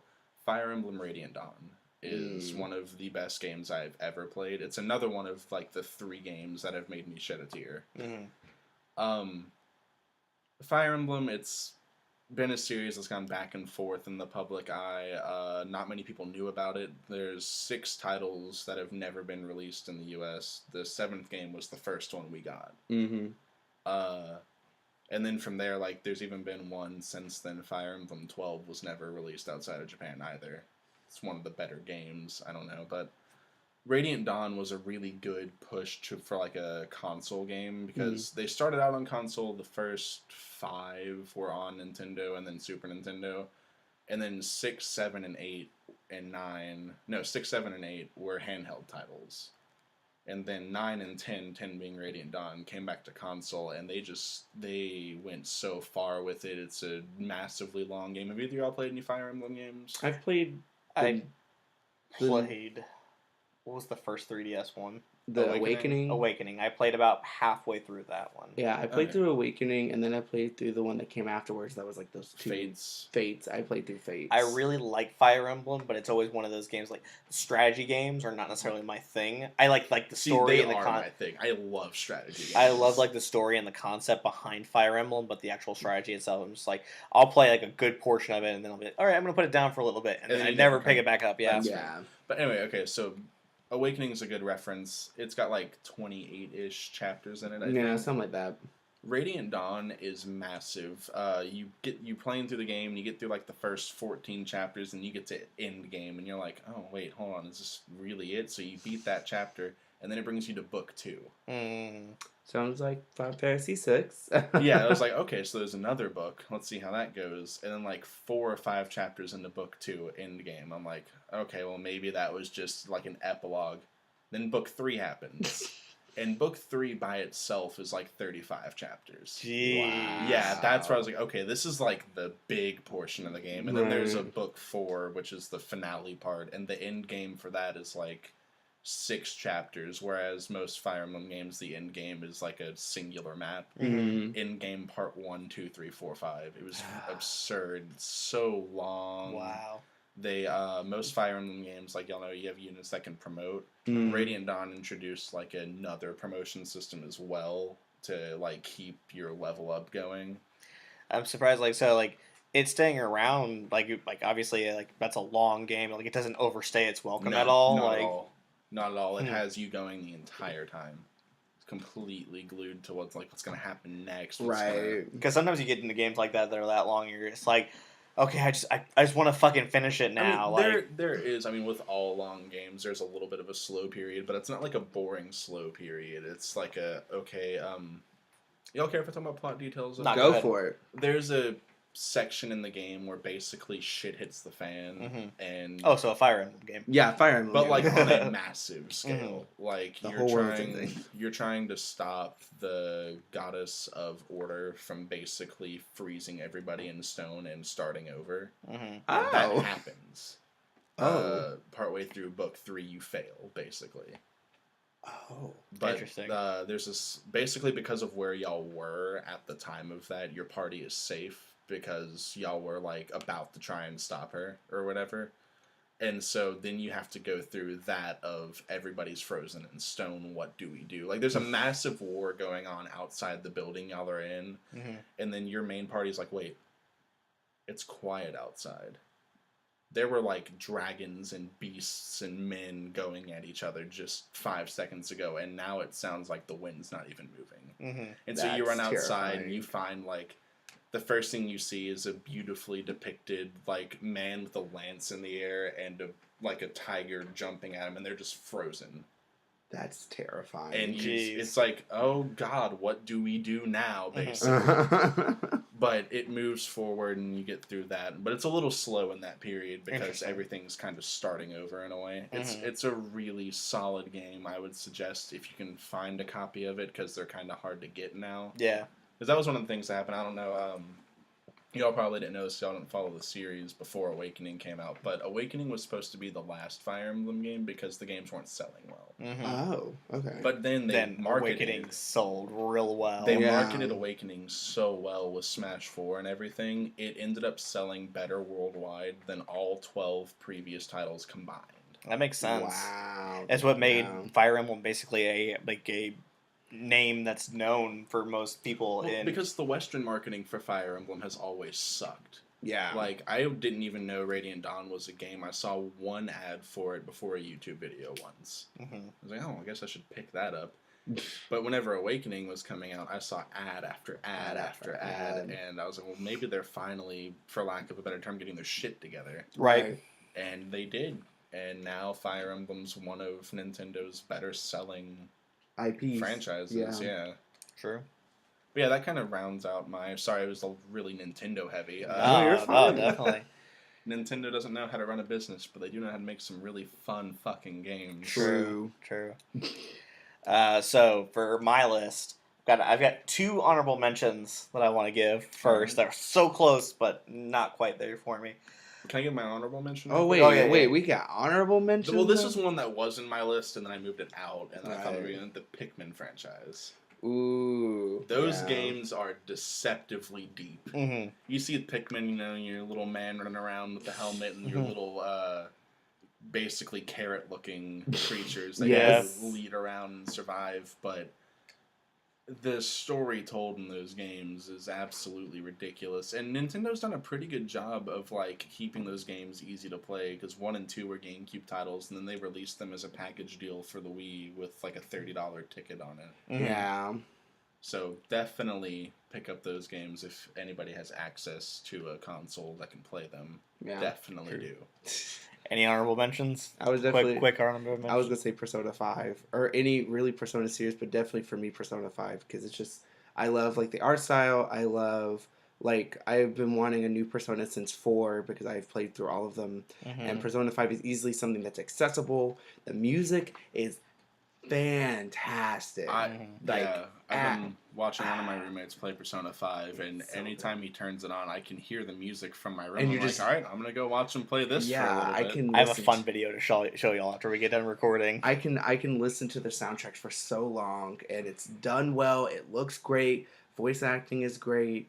Like it's just such a great game, and I just love it so much. Yeah, that was one that I wanted to mention because I felt bad because I was like, so For me, I got 2 honorable mentions. Just quick throw them out there. Pokemon Blue version. Yep. Because Solid. that was the first game I ever played. That Yeah. was what got me hooked. Some of my earliest memories are me and my dad playing Pokemon Blue version together on our Game Boy Color. it's Like so cute. another honorable mention. This one wasn't one that I thought about. I had thought about until like just now while we were talking. Walking Dead Season 1. An Telltale honorable games Yeah. are mention really good. because that was the game that turned me on to Telltale. I'm not a huge fan of Telltale as much these days as I used to be, but the story in season 1 is really, really good. The writing is really, really well done. And I gotta say, it's honestly one of the few games, especially at the end of season 1, when spoiler alert, I guess if you haven't played season 1 of The Walking Dead, when Lee dies at the end, Mm. like one of the few times that I've actually legitimately cried Yeah. after at the end of a video game. Like everything about that is just really, really well done. I don't think Telltale does nearly as good a job as they used Not to anymore. No. these days. They just kind of like crank out anything that they can, but it's really, really well done. Yeah. That's like what I was saying with Crisis Core. Like, very few games have made me go, Nier Automata. Fuck. Yeah. when you get done. But For me, I'm gonna do them in order from 5 to 1. 1 being like my favorite. 5, Red Dead Redemption. Ooh yeah. solid game. Heck yeah. Really great gameplay. Cowboy Fantasy. Yeah, the multiplayer is super hella fun. Gameplay. I've never really played much multiplayer. I liked it quite a bit. The all the gameplay mechanics of that game are really great. Just kind of like dicking around is just really really fun in that fucking game. The DLC, the Undead Nightmare Ooh, my DLC, favorite. was like ridiculous. Like, they had no business making that as good as it It's so was. fun. It's so fun. And then the thing I think that makes it one of my top favorite games of all time is I think it was one of the first games I ever played where the ending of the single player of the story when he dies, that was the first time I think I ever played a game where the main character died. Like the character that you played as like died, and it was one of those moments where I had a light switch turned on. I'm like, not every game has to have this happy ending where the main character wins and like makes another shameless Crisis Core plug. Yes, right. exactly. Exactly. So it was just one of those games that really was like an eye-opening experience. I was just like, fuck, like that is good storytelling, and it was one of those games kind of like what you were saying, like where it, like Red Dead Redemption is not necessarily the most beautiful game or like tells that much of like a really head scratcher, really makes you think kind of like stories, but it's really one of those It's ones that just like good. it is just so well written that Yeah. it's hard for me to ignore. Number 4 for me is a little bit of a cult classic that not a lot of people have played, but it's still really fucking good.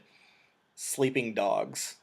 Ooh. Okay. Have you played I've that not game? played it. No. Do you know what it's about? I don't know what it's about, but I have heard of it. So Sleeping Dogs, you play as a character named Wei Shen, and he is a undercover Hong Kong cop who goes undercover and infiltrates the Triads.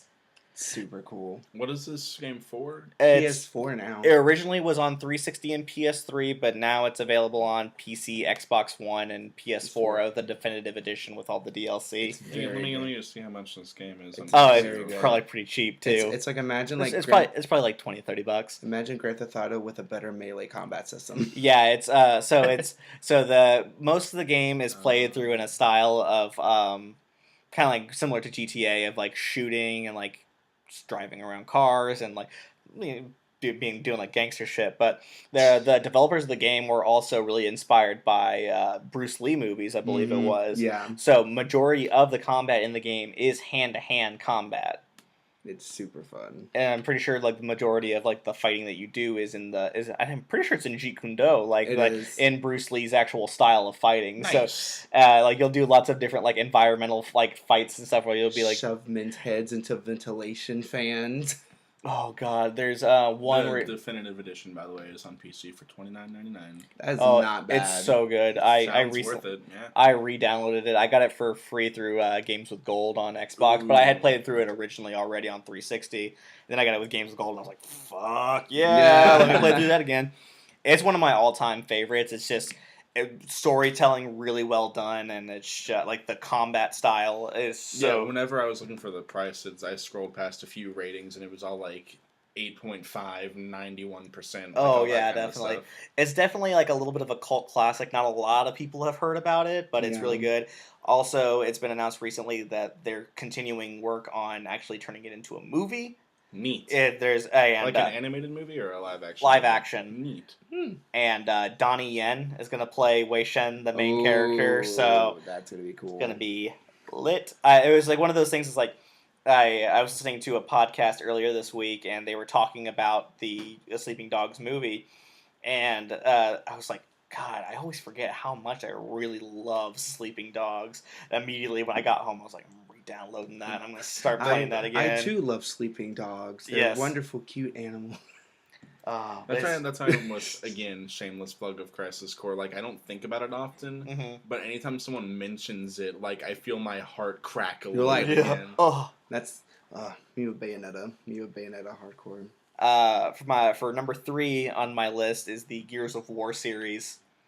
I have never played those games, but Me I've neither. watched enough gameplay of them to say that I also enjoy them. For me, it's not necessarily because like it's not because the game is like the best that there is out there. I mean, the gameplay mechanics are fine. I mean, it pretty much revolutionized how cover shooters work in the modern day.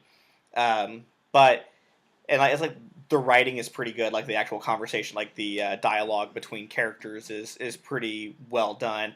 It's more of the memories that I have associated with it. Me and my cousin staying up until like 5 a.m. playing Horde mode, getting to wave 79 and then dying. That's kind of what Pikmin is for me. Exactly. Like it's just stupid stuff like that. Like that really made me like gravitate towards the series. Like Gears 4 is okay. I would say that Gears 4 is like Gears 4 is to the Gears of War series as to what Force Awakens is to Star Wars. It's like, hey, do you remember that character? Well, what if we showed him, but with gray hair?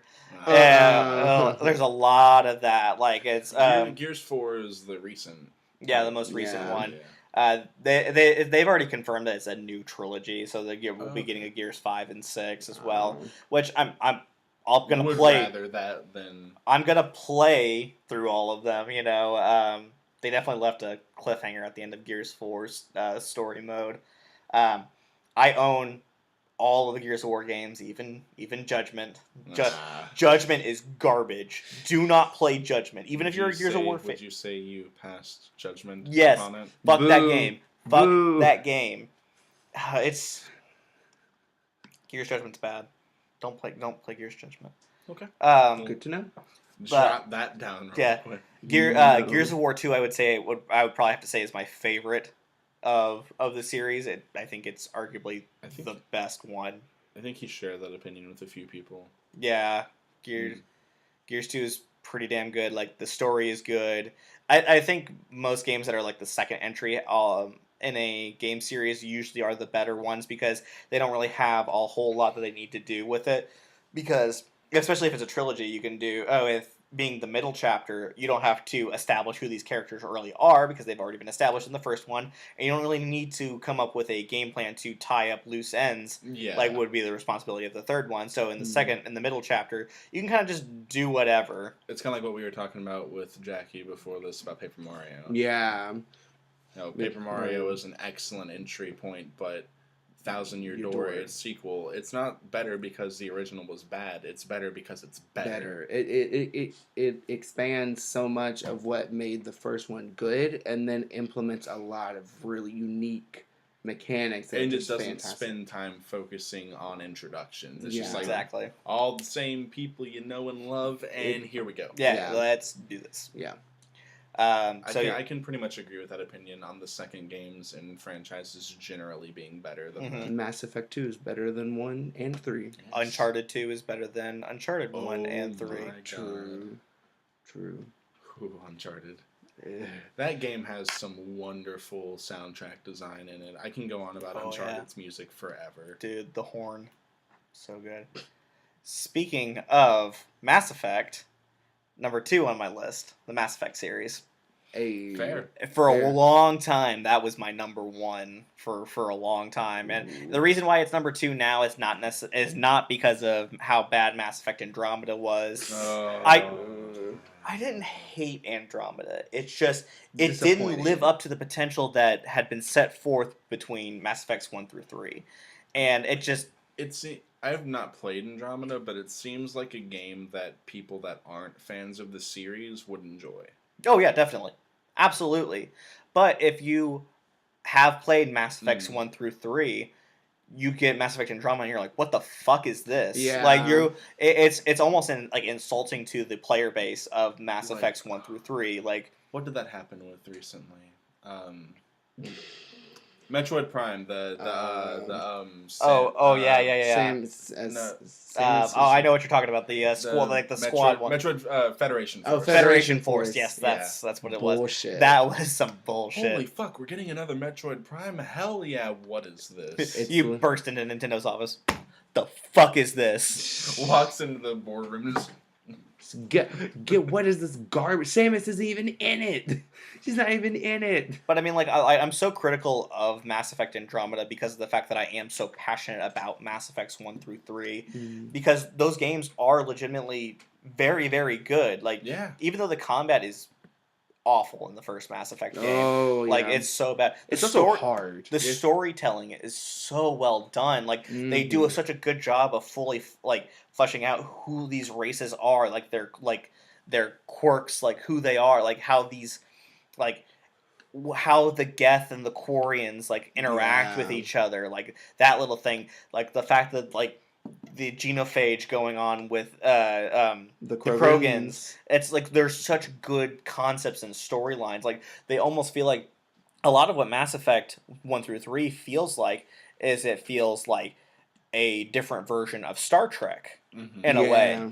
But the problem is that instead of continuing on with that Star Trek kind of vibe, they tried to go for more of a Star Wars type of vibe with Yeah. Andromeda, and it just doesn't work. It just doesn't work well because they, God, I can go on and on because like with Andromeda, one of the frustrating things for me is the fact that you're going to a completely new galaxy and you're telling me that you have 3 different alien species. And like majority of the species in the game are just the fucking same species from the trilogy. Like Oh, good. a completely Oh, good. different galaxy. Come Um, on, man. 10 out of 10. Y'all have both played the original Mass Effect. Yeah. What Mhm. did y'all play it on? 360. I played it on the PS3 with the trilogy pack. Okay, was it clunky as hell, or is the PC port just bad?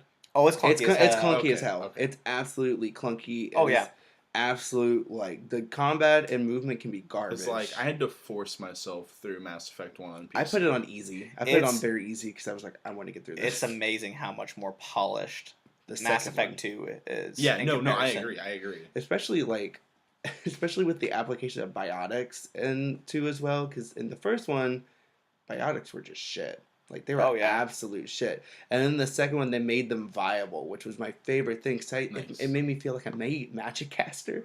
And that's all I wanted was to feel like I had magic. And they finally made them good in the second one. It was all about it. I also got to play as, like, date gay people in the second one, too. And honestly, something that's really nice about Mass Effect 3 that I really did not expect that I would love as much, I really like the multiplayer in Mass Effect Yeah. 3. Like, it's pretty damn decent. Really? Like, it's not don't buy that game specifically for the Oh, multiplayer, no. not at all. Like, but it's a nice little add-on thing, and you can get packs for like additional character classes like with in-game currency that's really easily to get. Like if you want to buy them with like actual money, you can. It's not like But you don't have but to. you don't have to, and you don't really feel obligated to. Like the only time that I actually would was if I was like, you know what, I just want buy a couple of boxes like that.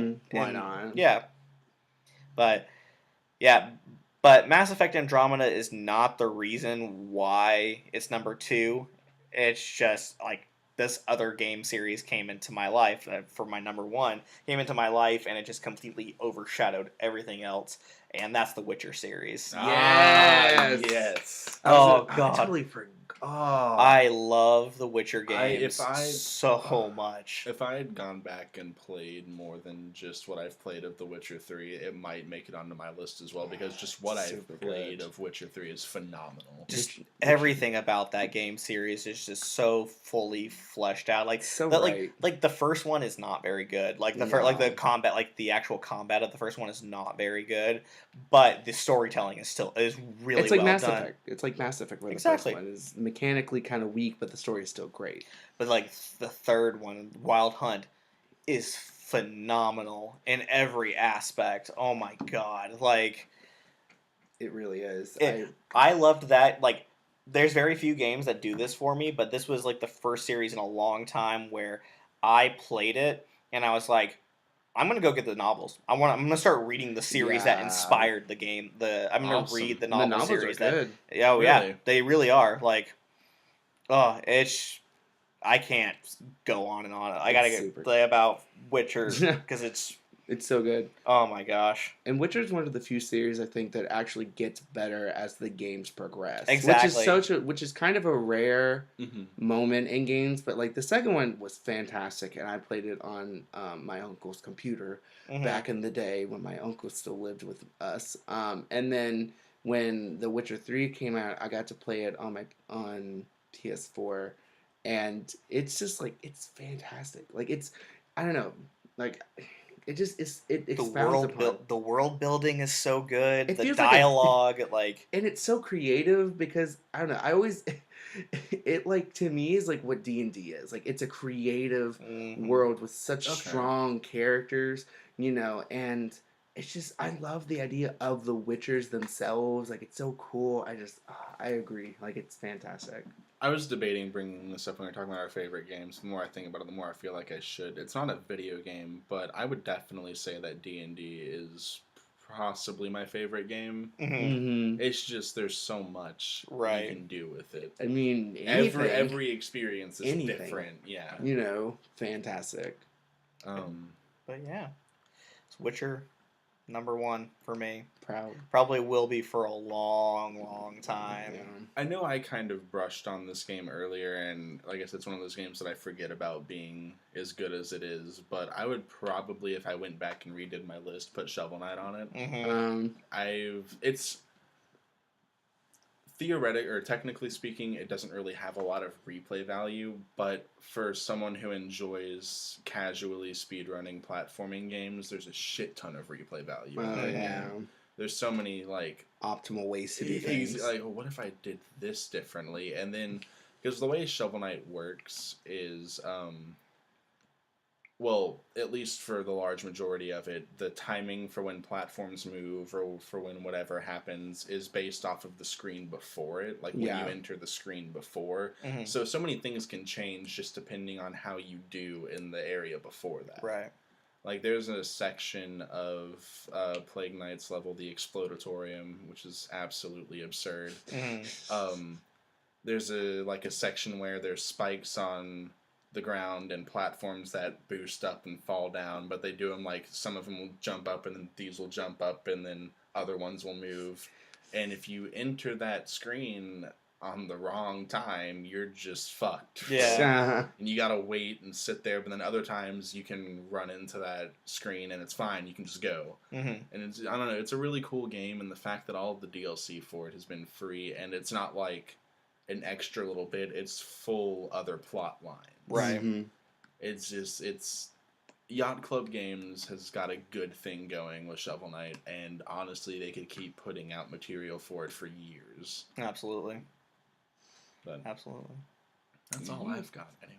Well, I think that will probably do it for us for this first episode of the YDN cast. Feels like we've been here all day. Yeah, high fives all heck around. yeah. Be sure to subscribe to our channel so that we can make sure that you'll be up to date with all the new videos that come out as they do. Follow us on Twitter and Instagram at YDNerd. I'm going to be putting a link in the description. Still doing that fundraiser for Able Gamers charity. We've raised $111 for that so far. Ooh. So, but I know that we can always be doing more for that. It's such a worthwhile donation, or it's such a worthwhile cause. Right, Yeah. exactly. I'm thinking about doing a marathon stream where I'll if I can try to see if I can raise some money for it Good, during yeah, that. yeah. Probably sometime here in the next couple days or so, maybe. I don't know. Who knows? What would you be thinking about streaming, or do you know? Probably a variety of games. Okay, cool. Probably wouldn't stick with one thing. Maybe do some see if I can do some stretch goal donations. Like if I raise this certain amount of money, I'll have Jackie dye my hair or something like that, or Dye his beard. I will make the donation incentive for that. that. See, Dye your beard. Dye your beard. anyway, so that's it for this week's YDN cast. Thanks for listening. I know this is a long one, but we're glad that you're here for the ride. Bye, everyone. Bye.